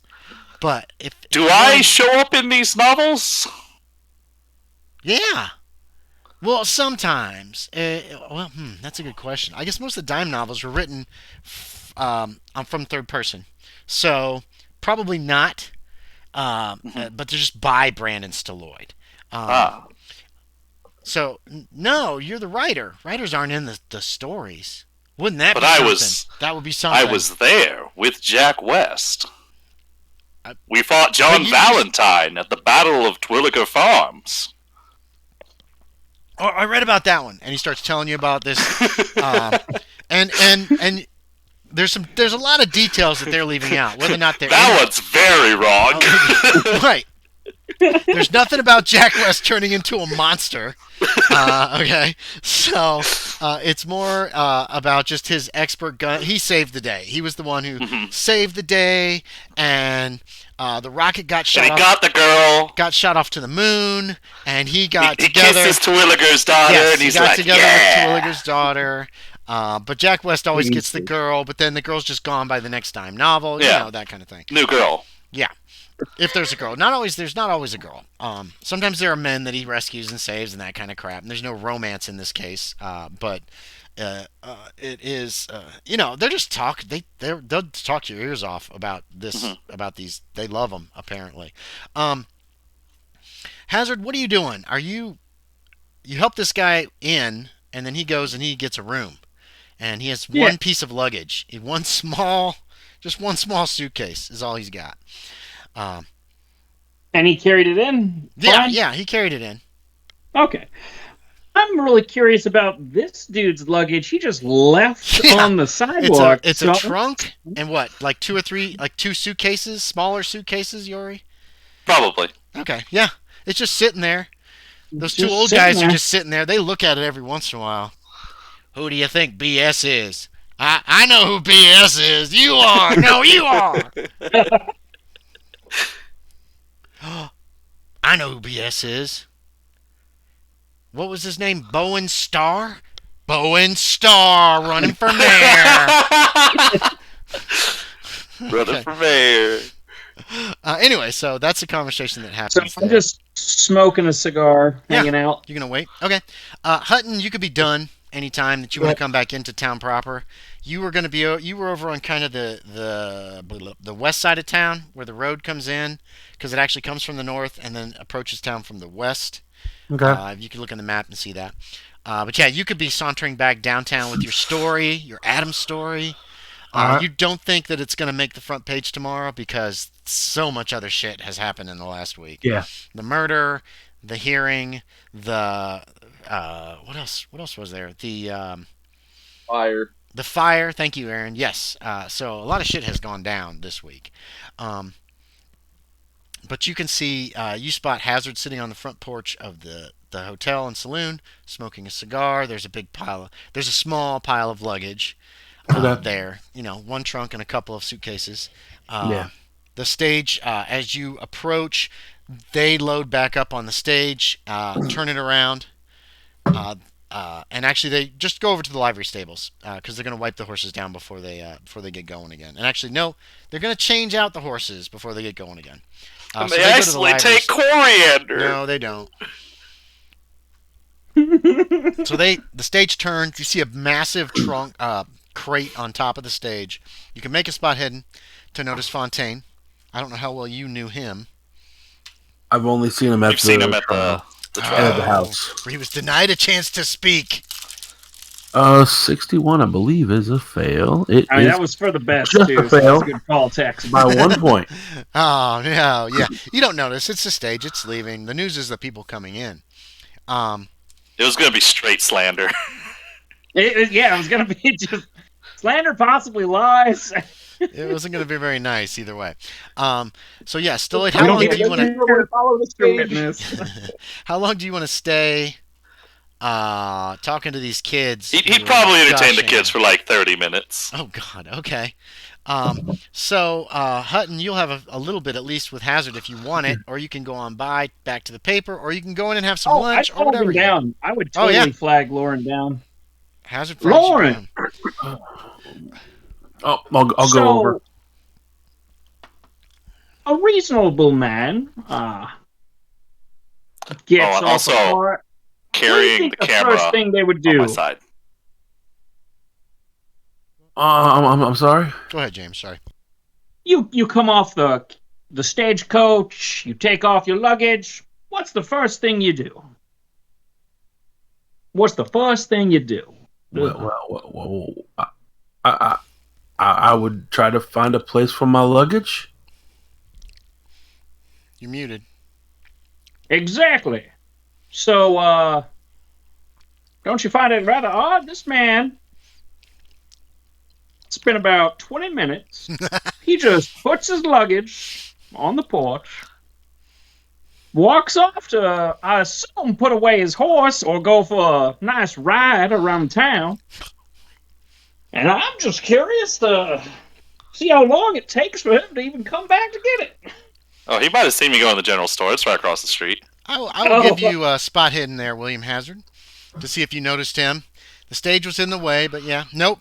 Yeah, you didn't notice him. You were too busy watching us, helping the little fella in, and then noticing this luggage and being like, why is there luggage just hanging out here? Well, so, Loren, do you think we should take his luggage, rent him a room as a nice little joke? We're helping the man out. We're giving him a night for free, but then we can see his face when he gets over here about like, where's all my things? I guess I'm curious why you a man of I guess proper etiquette would want to make a person think you stole his things. Oh no. Well, we know who those things belong to. A little bit of alarm is what I was trying for. We don't want him to be worried. We know who those belong to. It's one of the old guys on the porch with the big long beards. Who's it belong to? That's Bowen Starr, the country gentleman.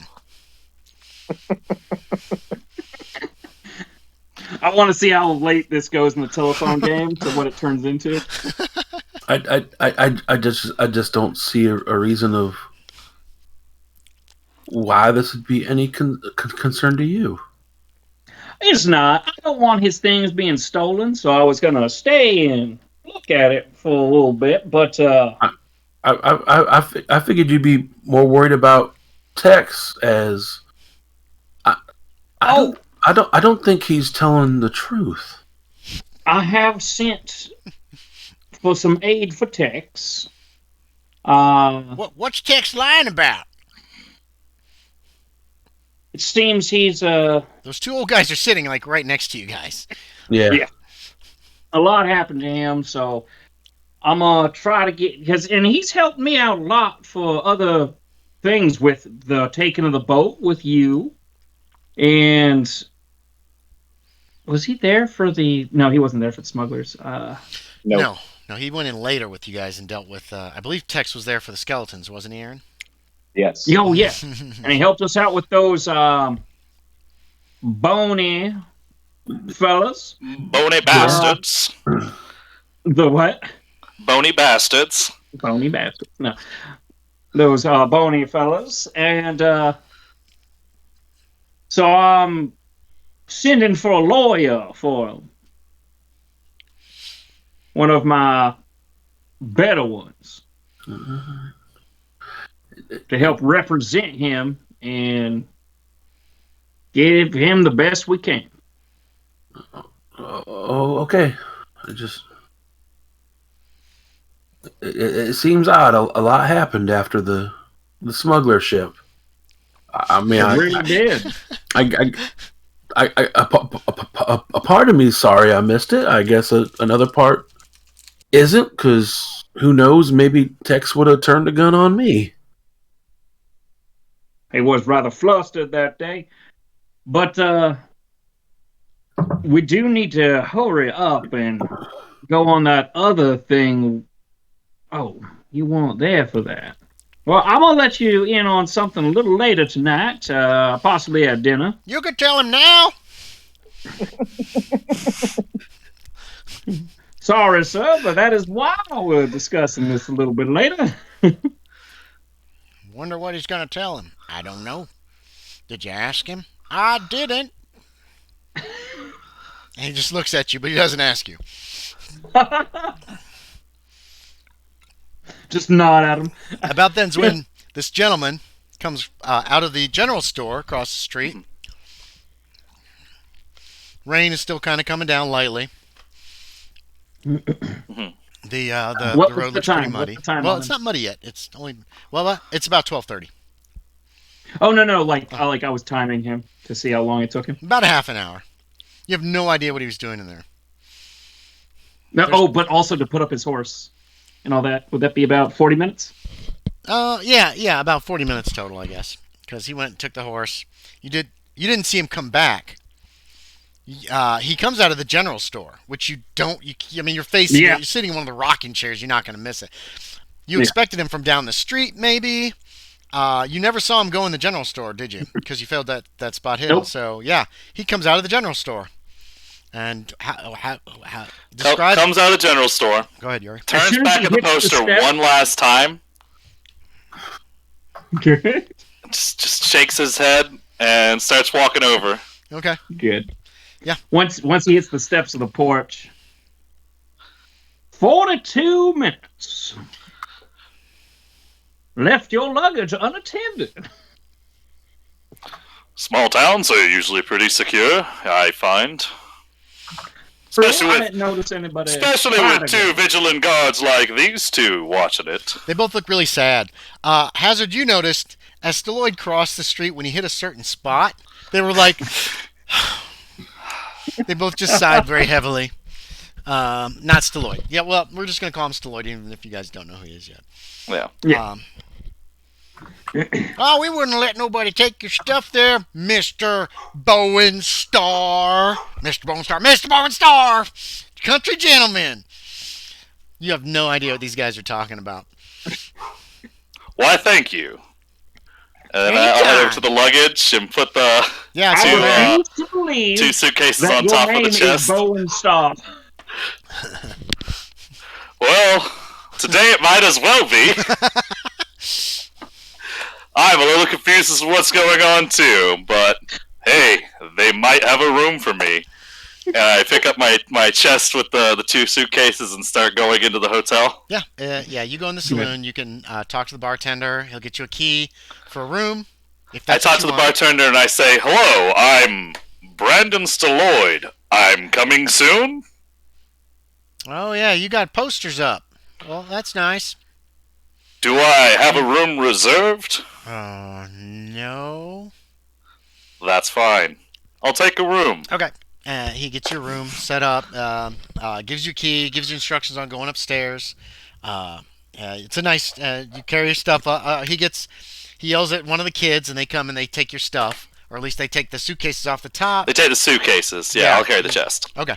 So leads you up to the room.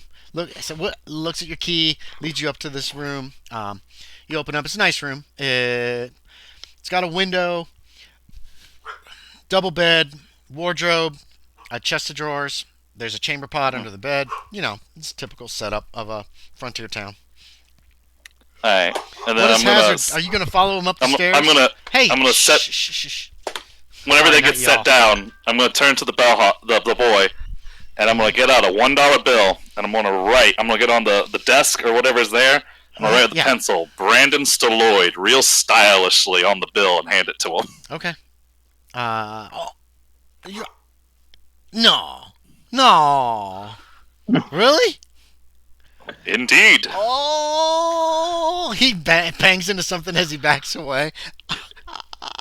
He seems to be really excited, but he doesn't know how to handle it. And he leaves and closes the door. What did Hazard do? Did you follow them up, or did you wait down in the saloon? I just probably went inside. We haven't had lunch yet, right? No. You've been sitting. You've been sitting on the porch. So Hutton, you don't know if he's had lunch, but his boots are all his. You have boots or shoes, Hutton? Let me look. Whatever they are, they're all dirty. They're probably shoes because he dresses more academically. Okay, yeah. Whatever. He's got muddy shoes. You notice he's got some kind of gray stuff, a little bit on his hands. You don't know what's going on with that. But he looks kind of tired, actually. Yeah, he looks a little tired. So as soon as Stalloid, Mystery Man, leaves, I would say, Bowen Star. Would you like Bowen Star? Sorry, once Bowen leaves. So go ahead. Say that again, James. I'm sorry, I talked over you. Loren, would you like some lunch? On me. Yeah. I suppose yes. All right, and you guys order some lunch, and Kemi's sitting down there eating. Is Stalloid coming down? Can I do a listen check for hearing his name drop? No. Well, his voice carries. It'll have to be an extreme success. Let's see what your listen is. It is nothing. It's 20%. No. So you got to give me a 4. Okay. No. You could hear him talking up there. But you can't make out any of the words too far away. But then he does come down, right? Right, Yorie? Okay.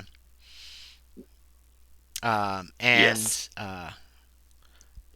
The bellhop doesn't come down the steps going, Brandon Floyd. He looks really excited. He just looks really excited. He goes to the bartender. He says, I got to run home. I'll be right back. Is that okay? And Blank is like, yeah, that's fine. There's not many people in here this morning. And he looks like he has a $1 bill or something. He's like, oh boy. And he takes off. Obviously taking this $1 bill home. So this gentleman comes down and does what, Yorie? He goes to the counter, orders some lunch. Okay, yeah. Fish is the specialty, but they have other stuff too. Do they have salad? Salad? No, they don't really have a salad. Do they have fresh veggies? Yeah, he'll give you some fresh vegetables if you want. They've got some fresh vegetables, actually, because it is April, so they're from last year. But I just meant produce, really. Yeah, you can eat some light meal without having to have deep fried everything. Yeah. He orders that, and then he goes and sits down at a table, and he pulls out a deck of cards and starts laying them out on the table. Are you playing solitaire? He's playing solitaire. All right. So you notice this Hazard and Hutton. There you go. Make it happen. Make magic.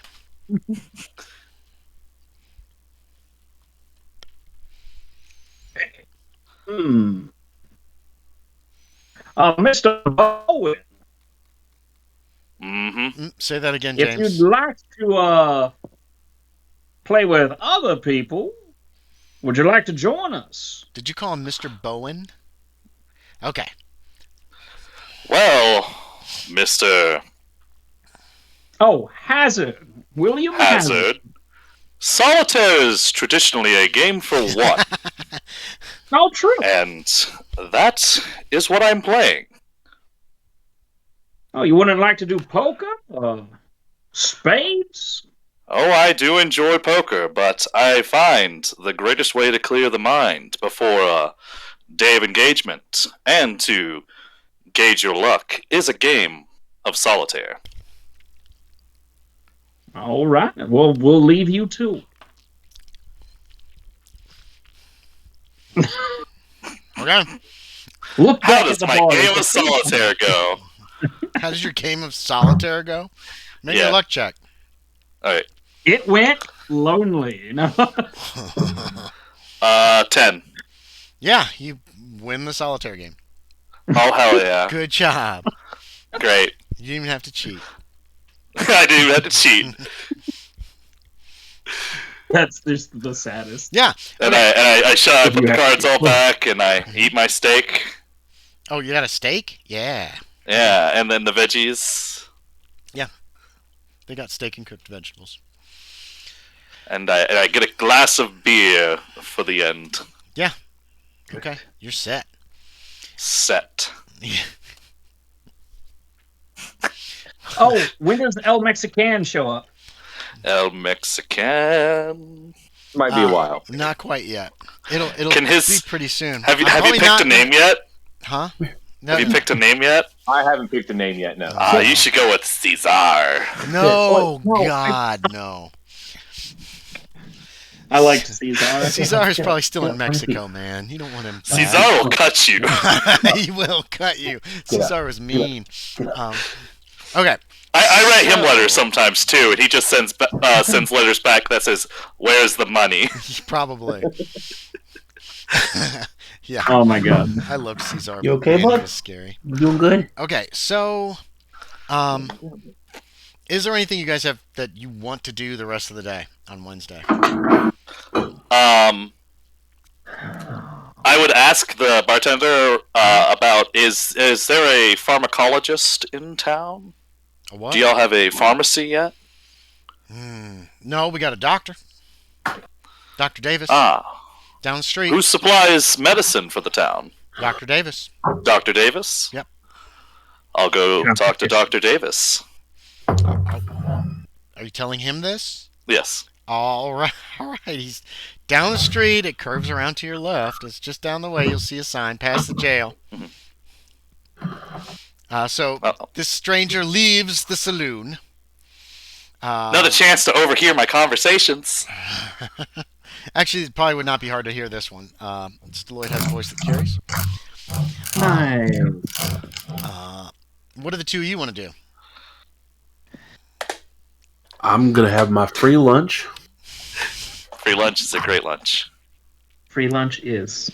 Even though there's no such thing as a free lunch. I know. got Sure there is. Yeah, no, Fish he had that- to hang out with me. That's not free. Fish that you caught? Hazard does talk a lot. He Ha- fills silences, I'm thinking. I just Plunging feel a like- stick into an ant hill and then like pulling it out and eating them? That's a free Loren lunch. is not the most trusting of Mr. Hazard, but But Mr. Hazard likes to talk. He enjoys Mr. Hazard loves to hear his own voice. I need to go check on Graves. You have a good evening. thank you, Mr. Hazard. Okay. I'm trying not to have a southern draw, but it's so hard. It's hard, especially and when you're doing a Loren. stutter. Yeah, stuttering can be hard too. Yeah. All right, Stalloid, you go and find the doctor, the local doctor. Go ahead. Sorry, Hazard, were you saying something? Oh no, you're fine. Like I was Froze. lagging out, so I wasn't sure if y'all could even hear me. Oh, and Loren, they have a base they want us to scout out that might have more Confederates. That's one of the things I wanted to let you know. The town wanted us to investigate. Would you be interested?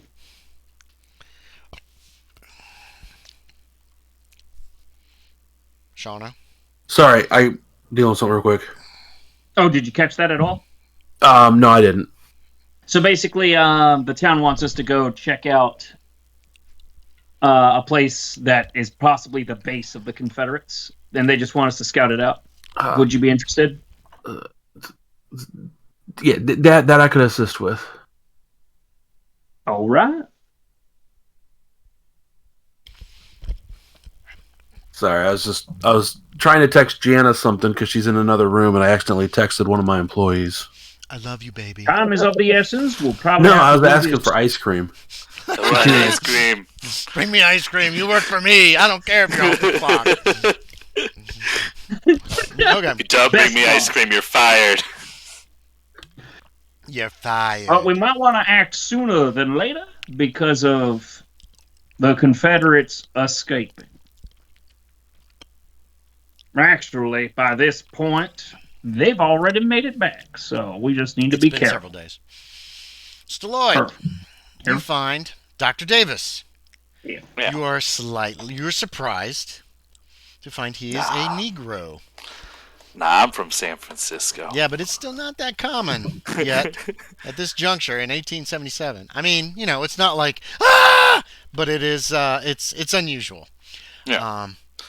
I say, and his hello, Dr. Davis, I presume. Yes, sir. And you are? I am I'm not a doctor in the sense that you are, but I am a learned doctor, and my degree is in pharmacology, and I was wondering if you would like any assistance in any form while I'm in town. I was asking I'm your always name. looking for... Oh, I'm sorry, Are I you a friend love of to Mr. ramble. Hazard? I've met the man. I do not know yet. He wanted to join me in a game of solitaire. I found that rather queer. So you're a pharmacist. Indeed. Do you have a name? Brandon Stalloid. All right. Thank you. Isaac, well, you see it on the front door, Isaac Davis. So you want to know if I need a pharmacist? Just while I'm in town, I can help around here if you need it. I always like to keep myself busy. Okay, so he's going to want some kind of, papers that you're actually a pharmacist. You know what I mean? I don't know if you carry your diploma. I don't have with you. papers, but I do have my practitioner's like a card maybe. Oh yeah. With Yeah, my he'll look at the address card. in San Francisco and everything. What are you doing way out here? I'm following some leads on experimental treatments that Are you with that I've priest? heard about. Priest? There's a priest. He's opening up some kind of a clinic or a hospital or something out in the swamp. Word has it that he studies diseases. No, but that intrigues me. Well, I don't really need a pharmacist, but where are you staying? Currently down at the saloon. All right. If I need anything, I'll let you know. I thank you. You're welcome. Do you need anything? I'll come to you. All right. Mr. Stalloid, nice to meet you. Or As- Dr. as- Stalloid? As well to you, Dr. Davis. He seems to grudgingly accept you. You know what I mean? Mhm. Yeah. I'll head out. So you've met him. You also met Marilyn, the lady who. On my way out, I will ask Marilyn, which way to the assayer's office? It's just downtown. All right. I'll head out. Okay. Got no clue where I'm going. You could find it pretty easily. You could ask people, or there's a sign over the. I'm not going in today. Don't worry. Okay, there's a sign over one of the buildings you find downtown. Assayer's office is not far from the haberdashery. Ooh. I'm just gonna walk around town, look Okay. at things. Yeah. He needs to get a sense of it. Yeah, you find the blacksmith is across from the stables. We haven't done much with that yet. We haven't needed silver bullets yet, so it wasn't really a reason. No Director werewolves. hasn't shown up yet. There's an assayer's office. There's a barbershop dentist. There's a downtown. There's the bank. The jails, obviously. There's some construction going on the jail. It looks like it was recently burned partially to the ground. Obviously, there's the fishery. It stinks of fish. Nice. The docks. You can see a church up on the up on the bluff, and it's a busy Now that little I've got a town. lead, I do ask about the priest starting the hospital You can hear a down few in the swamp. rumors about it. He came in a couple weeks ago, and I'll ask specifically the man at the church, of course, since it's a priest. nobody's at the church right now. Ah, You know what I mean? It's the priest is.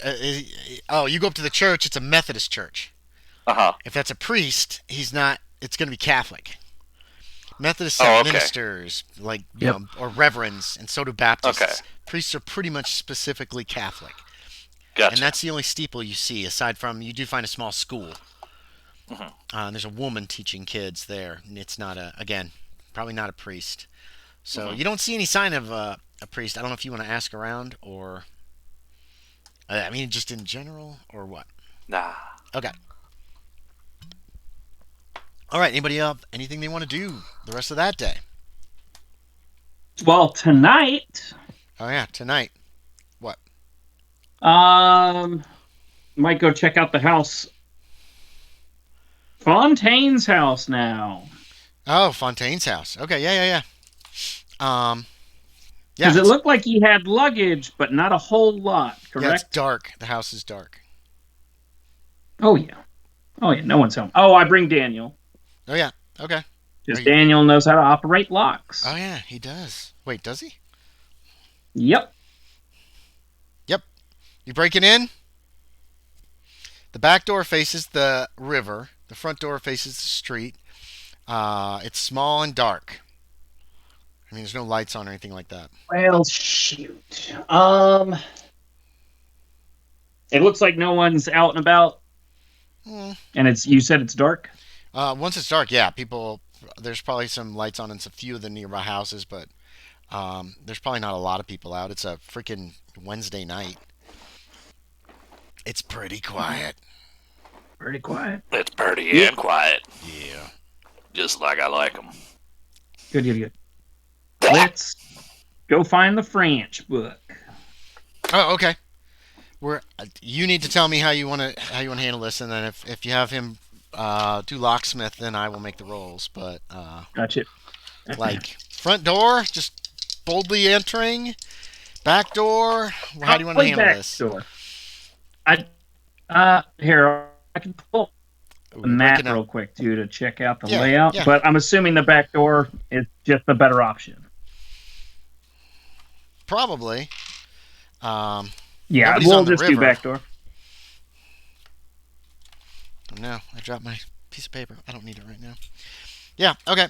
So I believe that is number 47 on your map. The Jack Justice house. Some people say it's haunted. Well, yeah.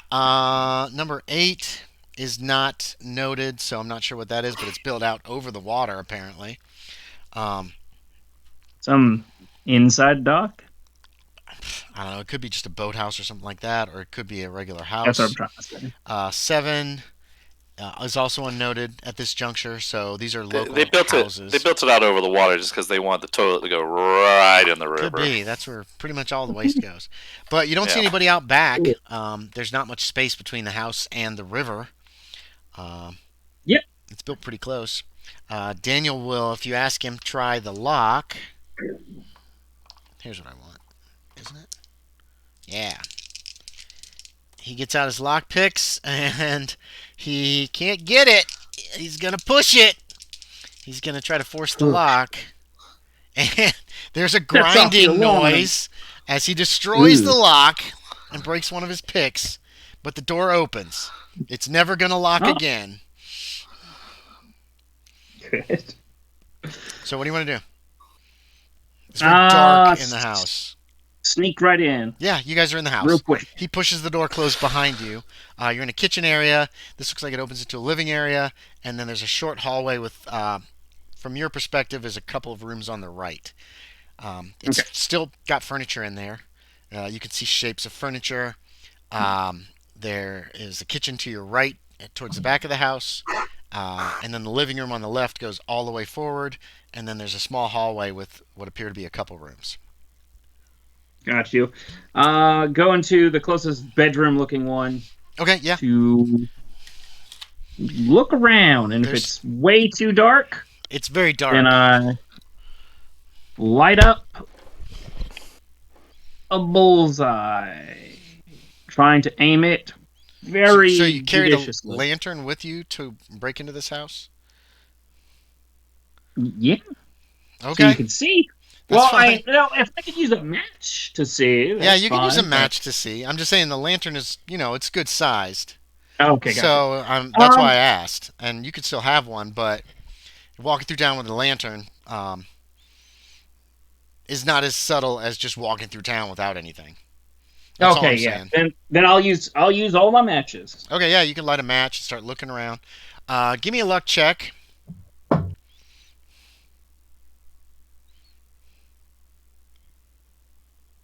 We got a 55. All right. You're lighting a match. You're looking, trying to find any sign. You are noticing that there are no sheets on the beds. They are on shelves and in closets. The house has kind of an empty feeling to it. There's no food in the cupboards in the kitchen. Nothing is in. Actually, there's not even ice in the ice box. I'm not even checking that stuff. Oh, okay. I'm literally looking for book-shaped things. You do not find any. Nothing. Nope. Okay. Whole house? Yeah. You could search. All right. It'll probably take you an hour or so to quietly and carefully, with just lighting matches, search the house. Nothing's in the closets. There's no clothing here. I needed a better luck check. And no, unless you don't think you look under the beds, you look in cupboards. I take it eventually you do look in the kitchen, just in case, in cupboards there, maybe even in the ice box. Who knows? You don't find any sign of the missing French book or any of the other books that you remember Jack taking from the house. Okay. So heading on out. Okay, yeah. You guys sneak out the back. You pull the door closed. It's not going to stay. If there's a good wind, it's going to blow it open. But you pull it closed, so at least for now it looks empty. Huh? Oh, wait, you said it wouldn't lock. It won't latch. No, it won't latch. He wrecked the fucking lock. He destroyed it. All right. He got you in relatively quietly. I mean, that's what a push roll. Can I look around for a rock to put in front of the door?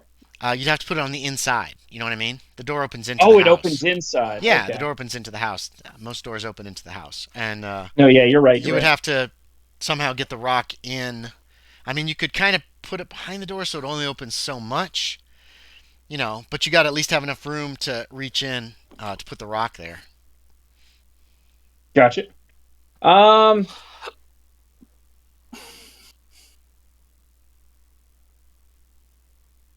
just close it. Yeah, okay. It'll stay closed until, like I said, there's a good gust of wind or something. Maybe we'll blow it open. The two sneak out. You don't see anybody on the street. You could get back to your boarding house fairly easily. It's not far away. Nice. Okay. Call it a night. All right. Was there anything you wanted to do that night, Hutton? Nope. Stalloid? Okay. I do not have a paper ready for you because I wasn't sure how things were going to go exactly, but I will have one that I will send out in between game sessions, probably tomorrow actually. So Thursday will probably be the last. The weather has gotten a lot worse. There actually are gusts of wind today. I rolled a tornado, so it's bad weather. It's not tornado Holy weather, God. but it's bad weather. Anything particularly anybody wants to do on Thursday? So, if you roll like severe weather, do you roll again, and then if you hit that again, then it's finally the severe weather, or what? I could, possibly. I do roll want again. I want to know tornado. Really bad weather. Okay. And Wednesday night, a tornado hit. No. It's not change gonna the be that paper bad. again. It's just April. No, God, no. I don't want to do that. I've already got the whole thing mostly written. I just didn't finish it because I wasn't sure if I didn't know. I didn't know exactly what was going to How happen. the court was going to go. Yeah. So Anything Thursday? I would like to speak with Cunningham about the name Lucian Wilkes. Okay. Oh, yeah. Lucian Wilkes. Uh, yeah, I know that name. He used to own this place. He was the owner of the newspaper. I think he lived upstairs. He was he established the newspaper in '05. Hell, he remembers this. He wrote an article about it. 1836. Brought his own press. Built this building. Produced a weekly paper. Lived upstairs. Um, he was already he was old already. He was older than you or me when he came. From what I understand from people in town, he was kind of ornery. He was a Democrat, pro-slavery, pro-Confederacy, from my understanding. Um, Although the rest of the village and most of the territory, actually at the time, promoted, was Union leaning. He would put a weekly editorial in every week that would attack the Negroes of Saltmarsh, sometimes other people of other races. Um, he also constantly wrote terrible articles. I've read some of the old papers about the Baldries and the Pickersgills. Hated them. Um, uh, from my understanding, he was sometimes threatened, but he was either brave or completely foolhardy, and he refused to back down from any threat or even physical violence. Uh, he always stood his ground. Well, there was more strain on the paper during the war, of course. He continued his attacks on Republicans, the Union, and then in 1864, they found him in his bed upstairs, dead, clutching a page from the newest edition of the paper in his hand. Some claimed he was murdered, though Dr. Davis, who was new to the town at the time, proclaimed the death by apoplexy, though no one could explain why he had a copy of his last newspaper. It was apparently he printed out one copy before he died. Some blamed the Pickersgills, others claimed the Baldries were responsible. Some thought that the Negroes in town had something to do with it, though some of the city fathers put a quick stop to that. Others noted, somebody that saw that paper said that there was an editorial about something strange in the vicinity. That was never verified. I don't know what happened to that last paper. So the Sentinel building was left vacant for 7 years, and that's when they hired me. They had to wait 7 years while they searched for relatives, but they didn't find any. And then letters of inquiry went out in 1871, and that's when I answered. And that's when I was put in charge of the paper. It's kind of an interesting story. Yes. Make me a sanity check, Sean. Yeah. And where my dice? Where my dice? There they are. Where's my 20-sider? No. Give me a freaking dice. All right. The bed I've been sleeping in. I definitely failed. You failed. No, he got a new bed, didn't he? No. Nope. No, that bed was up there. Oh, no. 2 points of sanity lost, Sean. Why, that sounds like it was a ghost. Good. But Cunningham doesn't make any comment on why you asked or anything. He just tells you the story. He doesn't even say, "Why do you ask?" He's been pretty big. He's taking it easy today. That last paper was a pain in the ass. You probably saw Loren turn white, though. Probably what? Saw Loren turn white. Oh, I will give him a spot hidden. No. Whoops. Okay. Wait a minute. I rolled 2 of the same type of dice. Hold on. 96? He didn't see shit. He's just relaxing. Yeah, he takes Thursday morning, says, I don't have to worry about shit for a few hours. That's kind of, you found, Loren, that's kind of his kind of like... His Sunday. Yeah, it's kind of his Sunday, actually, because he's usually even working on Sunday. So no, he doesn't notice, Loren. He's got a Okay. brandy sitting on his desk. He's just kind of taking it easy till he has to get back to work today. Okay. I will submit my writing on this most recent Adam case. Oh, great. That's all right. We will put that in next. Mrs. Jones, you say? We'll put this in next week. She's been robbed by Adam before. I think she lost. I think she lost a colander last year. I don't remember. It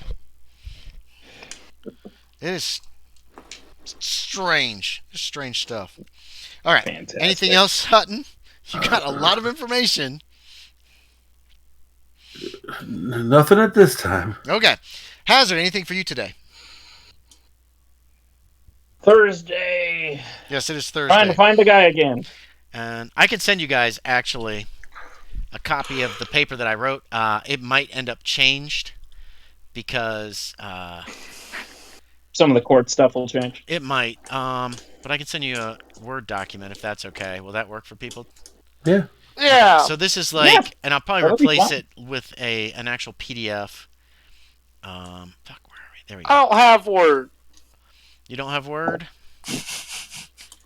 I can open it as something. I can open a I Word don't need Okay. it. document. Where's newspapers? I'm probably gonna remove it later and replace it with Saltmarsh Gazettes. I'll just shove it in there.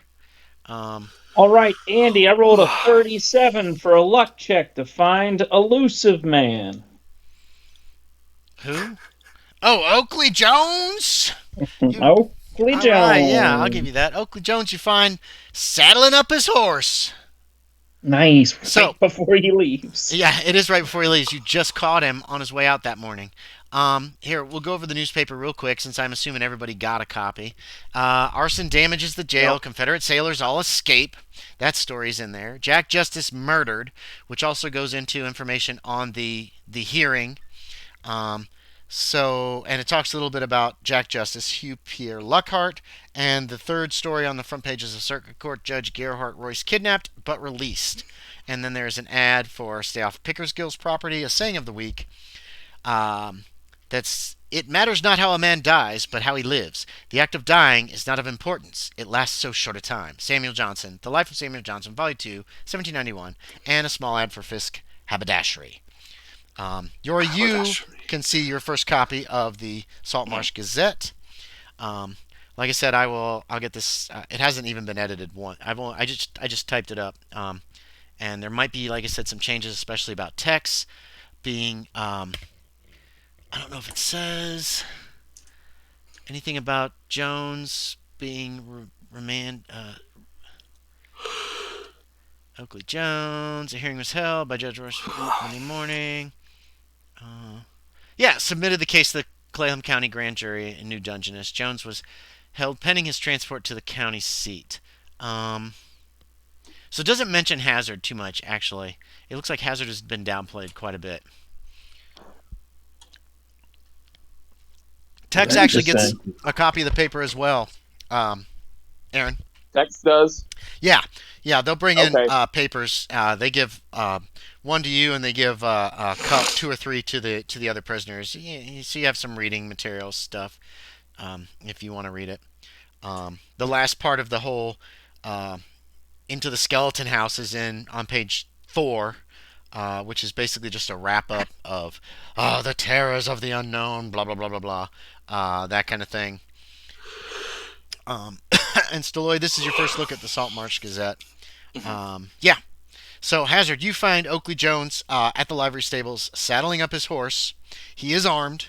He does have a pistol on his belt. It's a big old Colt Dragoon. I think you've seen his picture. Yes. And he's got his saddlebags, and it looks like he's securing his kit and getting ready to leave town. He's been here almost a week, so. Oh, Mr. Jones. Yes? Mind if I call you Oakley? You have you're Mr. Hazard.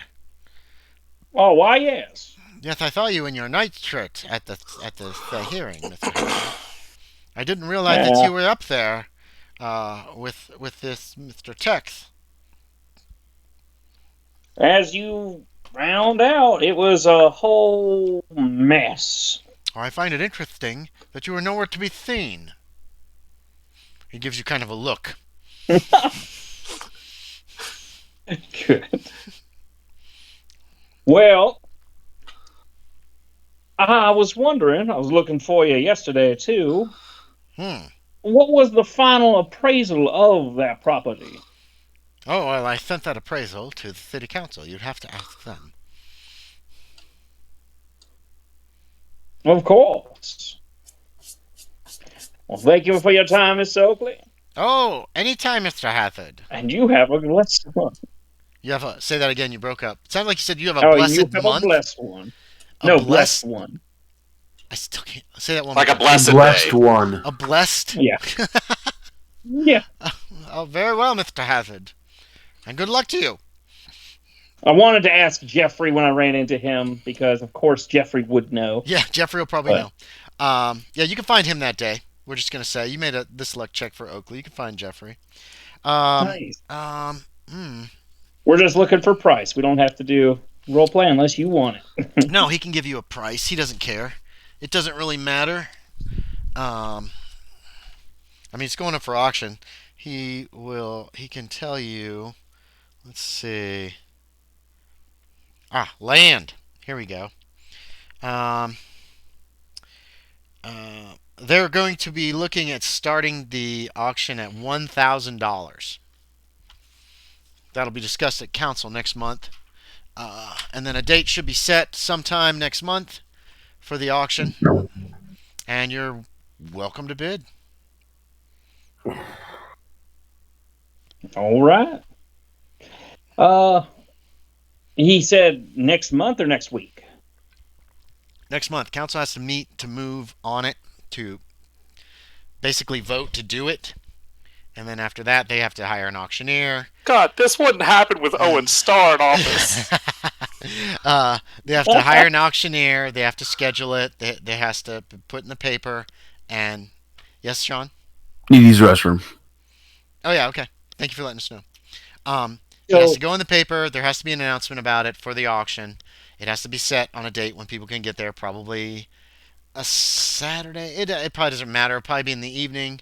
And, but the town is making money off of this, so they have to advertise it and make sure that people know it's happening. And how much was the water tower going to be? The water tower was going to be a lot, like $15,000 like to $20,000. Yeah. Okay. For the whole thing, because they have to build the water tower. They've also got to build a way to get the water up, and then they've got to build pipage to the town. And then foundation eventually, for it, all that pipage needs to hopefully go to every house. You know what I mean? So it's a huge process. It's a huge project, and that's only going to scrape the surface. Not to mention the town now had to pay for the repairs to the jail. Blah blah blah. But anyway, yeah, that's 1,000 is where they're hoping to start. That also includes all the property, which is a good chunk of property down there, several dozen acres. So, boop. Anything else that day, James? And I would like to donate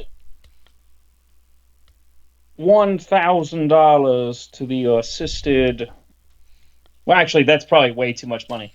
$500 to the assisted repairs of the jail.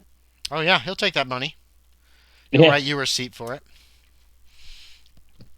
They're happy to have money to fix the jail. You see, it's under construction. It's probably gonna be a week or two before it's ready. They've also got to get bars actually ordered. That'll be the last thing, is putting the bars in. Stalloid, anything for you that day? Make a note of that too, so I can write that down for my bank. I did. You should too. Nah, just 9:15. You just keep reading. Keep reading. Okay. Yeah. Didn't we figure you already finished one book? No, I mean, I guess studying. Oh yeah, gotcha. That's right. We talked about that. Okay. So, Tex! I'm sorry you have been pretty much defunct this session. You're fine. Thursday night. You've bedded down. There's one lantern lit in the basement of the church, over by the men who are guarding you. You know that you have kind of an idea when the shifts change, and you're trying to sleep. You're having a terrible, difficult time sleeping when you hear footsteps down the steps of the shift change. But the men who come down the steps have burlap sacks over their heads with holes cut in them, and they're armed with shotguns and rifles. They quickly subdue your guards who are not expecting this. Two men hold the guards down. Push them down to the ground. You hear mumbling threats. Two other men come over to you, Tex. One of them is carrying a sledgehammer. The other one tosses you something. You can make me a dex check if you want to try to catch it. We know how this is going to go. I don't know if we do. I do. It's a 69 out of 25. Okay. Oh yeah, that's right. That's not a crit fail. So you try to. Did you try to catch it though? Yeah. I would have tried to catch it. It's one of these, and it hits you in the chest and falls. And you look down, and it's a big ass fucking chisel. Like a really big chisel. Okay. And one of the men my points. hands are manacled too. One of the men points. Yeah, that's right. Your hands are manacled, but you've got like good play. You know what I mean? Oh, gotcha. These aren't like this. They're not. They're trying to make sure that you're at least somewhat comfortable, and they're being careful enough that they don't think the smugglers are looking around kind of scared. They don't know what the hell's going on. They're also looking nervous, and one of them is like, ooh, ooh, ooh, ooh, like this to these guys. It's a big ass chisel, and one of the men they haven't said a word points to where the chain. Yeah, I'll hold it over the chain. Okay. The other guy takes the sledge, and it's like, and takes a lot of trust because he's wearing a fucking hood with a couple eye holes. Goes, hey, someone's breaking me out of here. So snap, breaks the chain.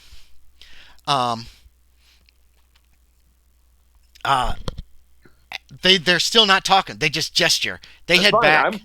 I'm following them. Okay, they head back for the. They're all armed with either pistols or rifles or something. You see, the two guys are tying up the two guards. They leave while the other two wait, and they drag two more men down, who look like they've been like punched. They're also tied and gagged. They put them on a pile. Some of the other men are like, hey, take us too. They totally ignore these guys. They still haven't said a word. They gesture to you. They just do this to you. Yeah. And then they head up the steps. Yeah, I follow them. Yeah, okay. They take you around. They head kind of north from the church. And into the swamp. You slog through the swamp. You're still wearing chains. It's a pain in the ass. You slog through the swamp. You don't know where. They're just leading you. They lead you for what feels like for fucking ever, like probably 2 or 3 hours. And they finally they get to a spot where there's these big rocks. They help you hold the chains down. They bust all the chains with the with this same chisel and hammer. You've still got like. You still got the bands on your hands. They can't break those without fucking breaking your hands. Breaking my wrist. Having some kind of a lockpick, and they apparently don't have that.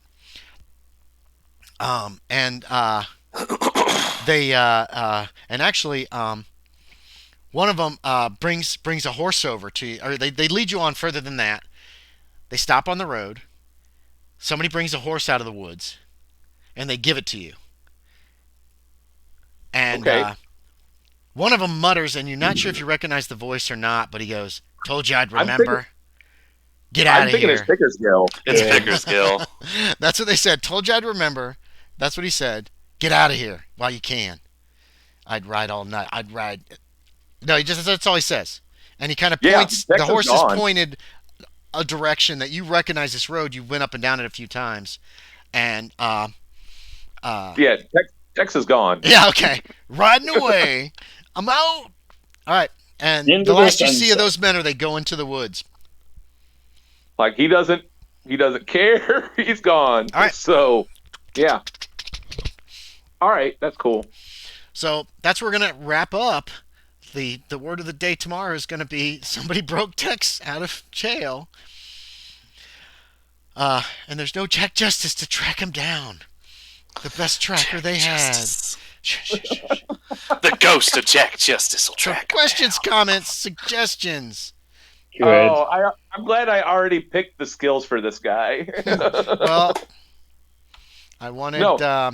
I didn't feel like dealing with this trial, to be quite honest. That's fine. Yeah, I know I told you I had some ideas, and I totally didn't do those. So. Oh yeah. Yorie, your murderer got away. Murderer got away. That's a They shame. usually do. Yeah, well. It's the West. Hazard won't have to worry about paying a lawyer. We won't have to worry about dealing with the big giant trial. Where Tex would probably just be found guilty anyway because he confessed. So, and the Pickersgills do not owe him anything anymore. I think there wasn't any laws against vigilantes or anything like that in this time. I know there kind of was a vigilante law in San Francisco at one point. Well, you gunned down an unarmed or a man who did not have a gun in his hand. He had a knife in his boot. Yeah, he did not. He was not threatening anybody. I was about to say, in that case, he had 3 of the guns on him. Yeah, well, he still was armed, but he didn't have a gun. Yeah. He did try to shoot Hazard. So you might have gotten off, Aaron. Or Tex might have gotten self-defense, maybe, if Hazard's lawyer was good enough. Yeah. I have a whole set of rules for aces and eights that you can determine a trial based on the lawyer, based on bribing the jury, based on all kinds of crap. But then the assassin that Fontaine hires comes. Fontaine got his revenge a little bit. He kept that book that he knew Hazard wanted so bad. He was like, yeah, he's never getting this book. Never getting this. I'm going to be rich. Did he find the wand and the scrap of paper hidden under my pillow? He found everything. What was on the scrap of paper? It was the spell for controlling weather. Oh yeah, he found that. He tucked it in the book. He took everything with him. Took everything out. So he got his revenge in a roundabout sort of way. Packed your body in salt. Now he's got to travel across the damn country with it and deal with your dad. Get back to Dad, and he just hands him the terrier. He's like, "What's this?" No. He's not going to give your dad that terrier. Your dad would kill it. No. He's keeping Jill's. He's his now. Oh, dear no. Yeah. What does he do about Jenny May? He's going to send for the horses and have them brought eventually. Yeah. The only thing, he left the house and the furniture, and he's probably going to sell that via lawyers or something, or mail, or sell it back to the town or something like that. Yeah. Hutton? Well, what happens in this time of day if the owner didn't have a will? It'll probably revert to his family. Okay. Yeah. Closest kin. Yeah, closest kin will get it, especially in the territory. Right. So his dad will probably get it. Anything that Fontaine doesn't just keep and not tell his father about. Who knows? His dad might show up, be all pissed off, blame Hazard. Because Fontaine is definitely blaming Hazard for this. Yeah, one of his hired men killed your son. Blah, blah, blah, whatever. So, hey, Fontaine's pissed. He kept telling Jack, Hazard's going to get you killed. Don't go up that house. There's full of haints. And you're like, it's fine. He kept warning you, and Hazard kept taking him up there. I think he had a conversation with Starr one time about how he didn't trust Hazard, and he thought Hazard was going to get you killed. And boom, you're dead. And Hazard was there, so obviously it's Hazard's fault, at least as far as Fontaine is concerned. Yeah, there's a new villain for the campaign. Who, Fontaine? No, his dad. Lockhart working in the shadows. I'd love to role-play him because he's kind of an asshole. And so, who knows what'll happen? Who knows? Sorry, Hutton.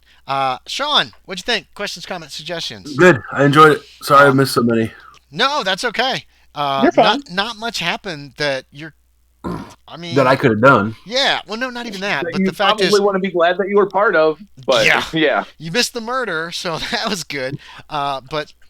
You know, plus you were healing up, and I thought you were still had a major wound, so that's why. Because you said I'm taking it easy. The doctor said I got to stay off this leg, and yeah, so I would have.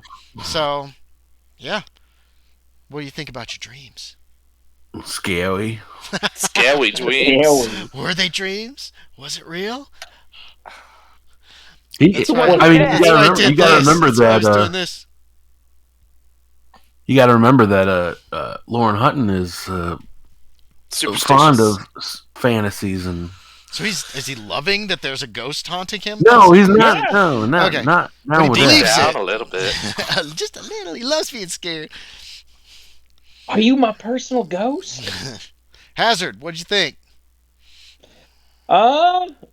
So for Hazard, yeah, no, it's good news for Hazard, but The until Texas- I learned that Tex is actually out, still trying to make sure Tex is handled correctly, so Yeah. that'll be good news for him. Yeah, there's not much you can do at this point. You've You sent still your never letters. even went to.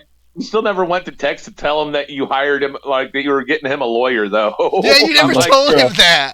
he's sitting in jail. Like, You never visited fair- Tex. To be fair, I was avoiding that for the sense of, seeing us well, together. if Hazard's getting him a lawyer, maybe he is covering for him.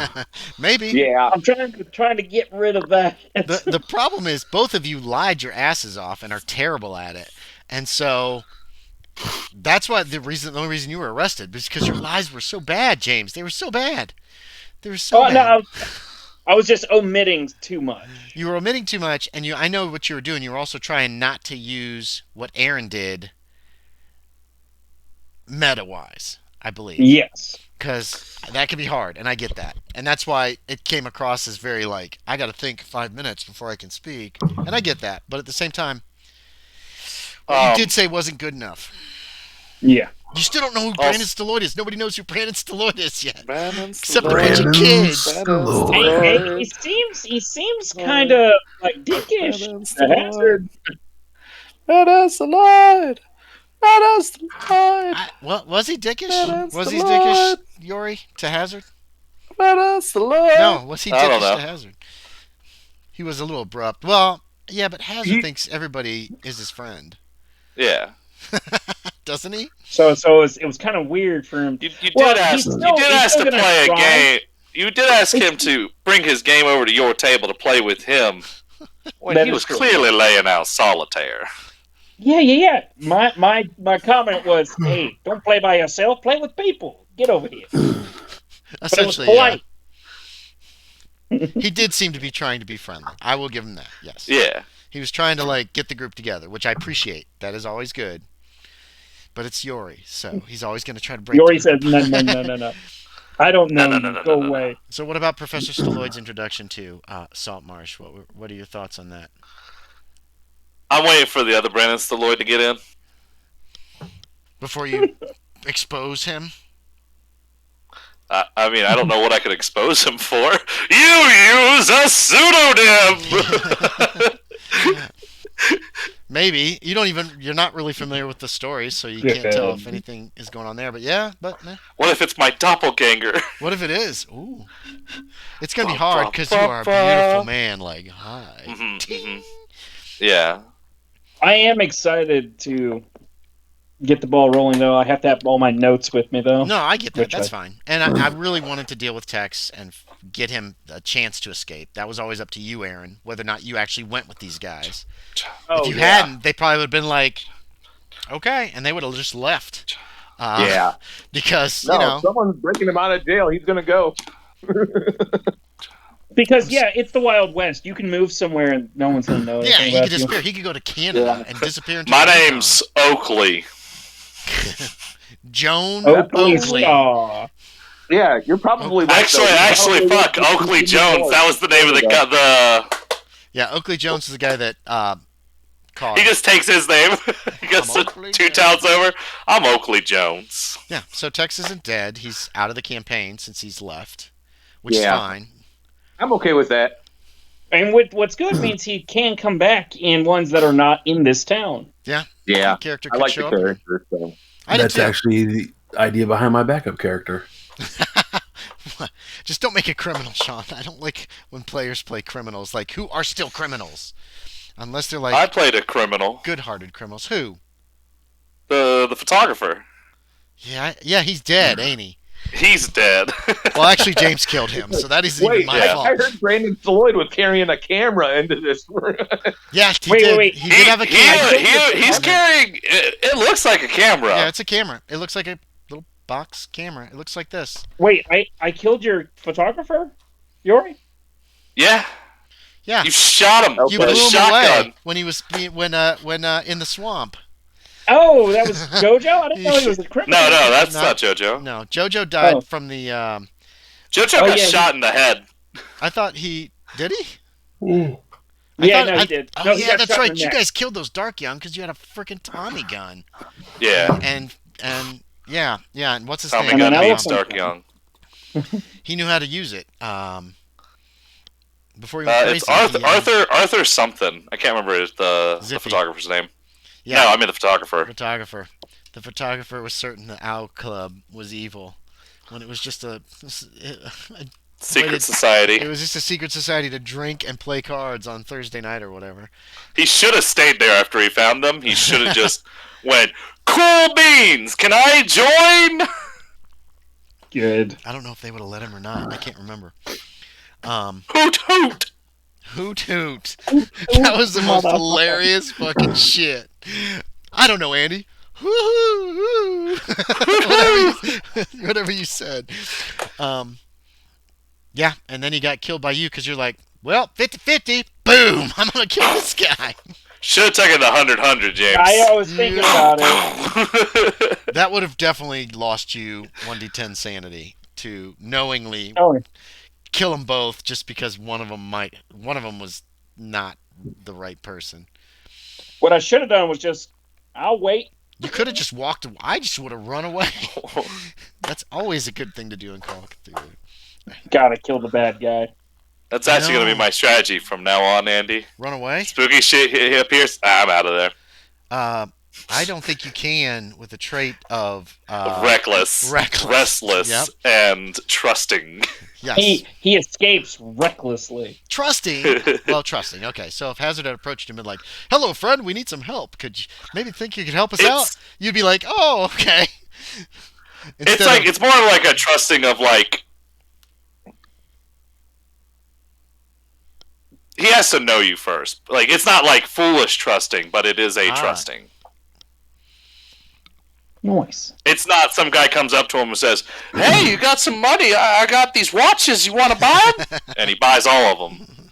He might buy one. That's what But, psychology is for. That is what psychology's for. Yeah. All right, so this is a pretty good game. Okay, We did a lot of okay. like next session. Hopefully, we can move into. I'm gonna stop probably doing day by day. I wanted to give you guys a chance to do stuff if you wanted, but yeah. What's the plan? Hopefully next time.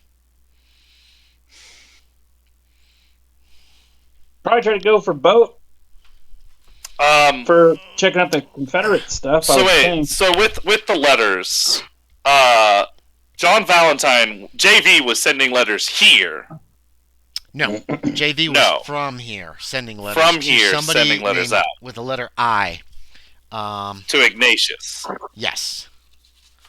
So, But Ignatius never used JV's name. Well, I don't have letters from Ignatius. so actually, Yorie, if you wanted to try to do some research, Yeah.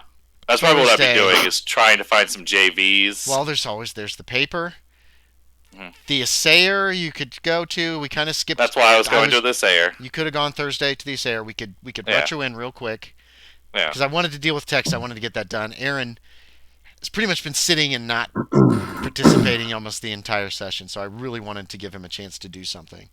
Yeah, I appreciate that. To say, I can be fine sitting though too if nothing's happening with me. So I know. Well, hopefully there will be with Don't feel your bad. new guy who comes in with his guitar yeah, and seduces all the women. Is he Johnny Guitar? Johnny Guitar. actually was- that is kind of the idea I had in my head. I don't know who Johnny Guitar is. Is that I from was playing Bob's a lot of- Burgers? Oh, it's a song. Johnny Guitar. Okay. Yeah, there was never yeah. anyone like my Johnny. Yeah, I was So you wanna- playing Fallout Las Vegas. So you want to go check Yorie on the initials JV with the assayer? Yeah. Or Yeah. the paper, if the Sayer does not Well, where do you want to go check out. first? Paper. Okay, yeah, paper. You meet Cunningham. Mhm. He's more than willing to let you look at back issues if you want. Um, Mhm. and actually, I you told him don't. it'd be about 20 years ago. Well, that would sound like. So yeah, you don't even have to make a roll for this because it sounds like there was a Jean Verreau. Jean Verreau. He owned the mansion about 4 miles south of the of town. He's dead now. He died about 20 years ago. I'd go check out the mansion. Well, he actually would say, immediately. well, some people have already been looking at the mansion. It's actually supposed to go up for auction. He shows you articles in the paper about them selling the mansion.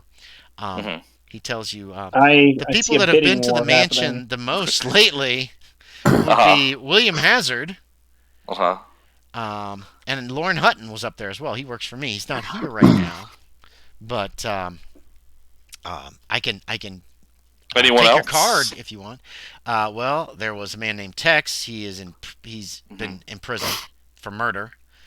Killed one of the young men in the town. He hands you a newspaper with all the stuff on today's paper. Jack Justice. Yes.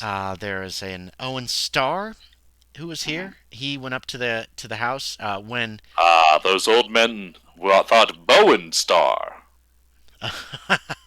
he laughs about these old men on. You mean on the front of the saloon porch? Yeah, they're there every day. There's a yeah, he was running for mayor, or he's talking about running for mayor, but he's been out of sight for the last few weeks. I don't know what happened to him. He went up there several weeks ago. They found some smugglers. He fills you in on the smugglers, this Confederate ship. He points it out. He says, that's that big ship out there in the bay. The Confederate ship. He basically will bring you up to speed, Yorie, on most of what's been happening. Not every single thing, like the skeleton thing he doesn't mention. Finley. There's Finley. There's a boy. Finley, look at the camera. He's like, no, I just want I'm a to shy love. boy. Looking in the opposite I'm a direction. shy boy. Anyway, yeah, he's shy boy. That was So, great. yeah, Yorie, that'll bring you up to. He pretty much brings you up to speed with everything going on in town as far as the mansion. He connects it to Hazard, Hutton, Tex. And I find out that that's where Texas- Jack Justice Yeah, was go poop. shot too. That's where Jack Justice was shot. It's like if they go up, somebody goes up to the mansion, people die. The Baldrys, he tells you about the feud between the Baldrys and the Pickersgill. He doesn't know why, but they hate each other. Two of them died up there. Seems like almost any time people go up there anymore, they die. I asked for the back orders of the paper that involved anything about the mansion. Yeah, he'll give you all the stuff from the last few So weeks. I'll have read Loren Hutton's skeleton stories. Yes. Yeah, you can read those, but they are noted as fiction, and you can believe them if you want. So yeah, there's skeleton stories with all the names changed. Except for Jack Justice. No, Jack Justice's name has changed. I know. Everybody's name has changed, so you probably won't recognize him, but you might because what I call hazard, danger, somebody danger or something like that. You might make Bill the connection, Danger. something like that. So yeah, Dick But yeah. Danger. Like I think- Indiana or something? No. say again, Tex. Wasn't Tex like Indiana or something like that? I think so. Yeah, it was a different. It was a I different. like Dick Danger. Or Kansas. It might have been Kansas something or Oh, Alabama. yeah. I don't remember. So yeah, so that catches Stalloid up with pretty much everything that's going on, up to a point like he doesn't know certain details. He could. Oh shit! Well, he knows about Owen Starr graveling the roads, and Or the roads. yeah. So yeah, that would take you all of Thursday. We're gonna say. The gravel has seeped into the mud at this point. I feel It like. probably has. It was not a complete job. It was just I a believe Texas, Kansas, Sam Smith. Kansas Sam Smith. I like there that. you go. Cunningham changed all the names so that he didn't get sued, or people get yelled at him yeah. Anyway, but he doesn't mention that to you, Stalloid. He doesn't even talk about that at all. And part 4 is in the newest one, and basically says that, how they got all the stuff out, but it was horrible. What kind of stuff did they get out? They only talked. I don't think you wrote Part about the 4. gold, did you, Hutton? Books and paraphernalia. No, No, he didn't write about the gold. Darn. No, he didn't write about the gold, but the ending is all like sinister, like. But every night now, I seem to hear the creak of bones against each other. Blah blah. Yeah, like bones rattling against each other just outside my window. It's a typical horror story ending where the narrator's gonna die sometime soon from the monster. And then he becomes a skeleton. Well, no, I don't know about that, but. Well, I mean, eventually. So yeah, that'll catch Stalloid up on everything. Plus, he has Hazard's name and Hutton's name, Tex's name, but at this juncture, Tex is imprisoned and possibly going to be jailed or hung. Owen Starr. Texas Dawn. Is there anybody else? I think that's everybody who's been involved. The Baldrys and the Pickersgills.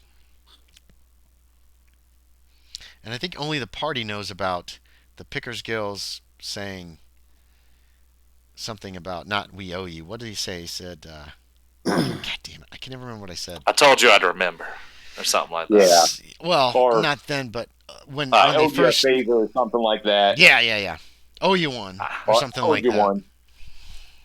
I'll remember you. Yeah. So. Yeah, that's right. Yeah. I So think that's we'll what it was. retro that in for Thursday for Stalloid. That's what you did all day Thursday, and you got to know Cunningham pretty well. He seems to be like a big news hound. He is. Oh, he's who are always- you? he hasn't asked me who am He I. does, yeah. He interviews you too when he finds out. I'm Brandon Stalloid. What? Okay, so he does want to write something about you in the paper about coming in. He asks about if you're the Brandon Stalloid that writes the Jack West dime novels. I tell him I am the Brandon Stalloid who traveled with Jack West, So you don't write the dime novels? but I did not write the dime novels. Huh. Okay.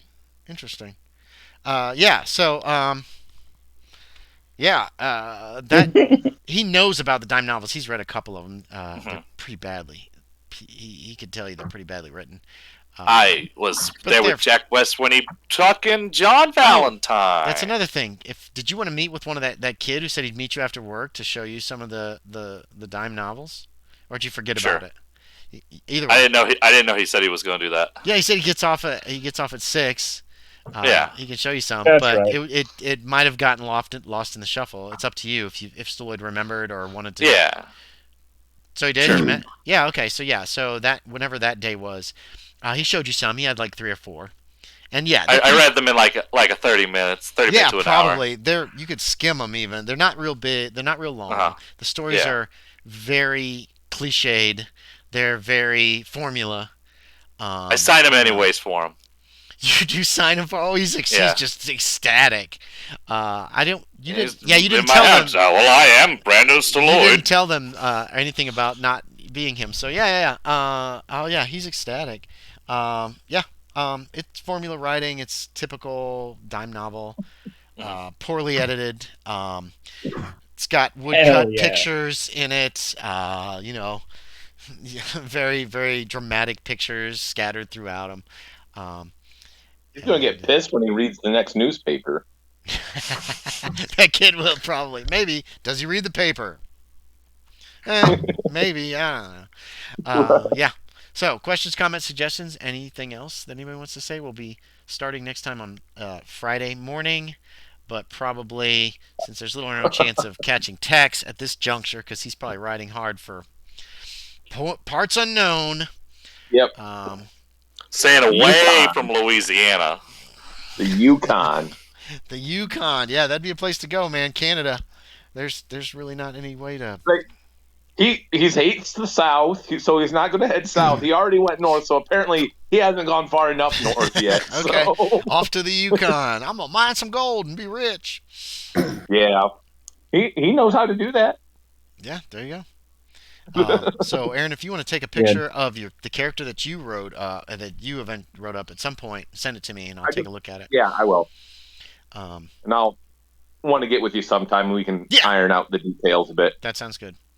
And then that'll be 4 people. So, it's up to you guys to get together and decide what to do next, because this whole campaign is a bit of a sandbox. So I'm throwing stuff at you guys, but it's up to you to do something about them. You got to make it work, people. Come on. Yeah, everybody. Well, we Yeah. got a lot of shit happening. Hutton saw a ghost, maybe. Hazard's got this lead on this place down south you haven't gone, and a bunch of other shit. Stalloid, there's a fake of you running around or something. Yeah. And I don't know about Aaron yet because he's going to be brand new again. He's gonna be Johnny Guitar. Johnny Guitar showing up. It's not going to be Johnny, though. I got shot in the kidney and I had to use guitar string to sew it up. Juan Guitar. Juan Guitar. You're welcome. My cousin Cesar, he will cut you. Got you. Good. Dude, that was what Excellent. Yorie hired a dude in I'm trying to think Mexico. what the Spanish name for guitar is right now. Mandolin. Damn I it, don't. Mrs. Loach. You taught me nothing. Oh. Yeah. Yorie had there was an NPC when Stalloid was in Mexico. I was named playing Cesar. solo for a few sessions. Yeah. And so, Guitarra. Cesar Guitar. Cesar, he was not a nice person, but Stalloid was paying him, so he didn't kill him. So that was a good thing. Yeah, I needed someone to lead me as a He needed guide in yeah. Mexico. And he was like, "Do not touch my stuff, or I will cut you." He kept telling Stalloid he'd cut him. He kept threatening him constantly. Constantly. Yeah. It was fun. Good times. All right, so I'm going to stop recording and streaming and everything. So thanks for watching. Oh, wait, nobody's watching. No, thank you. Bye, everybody. Bye-bye.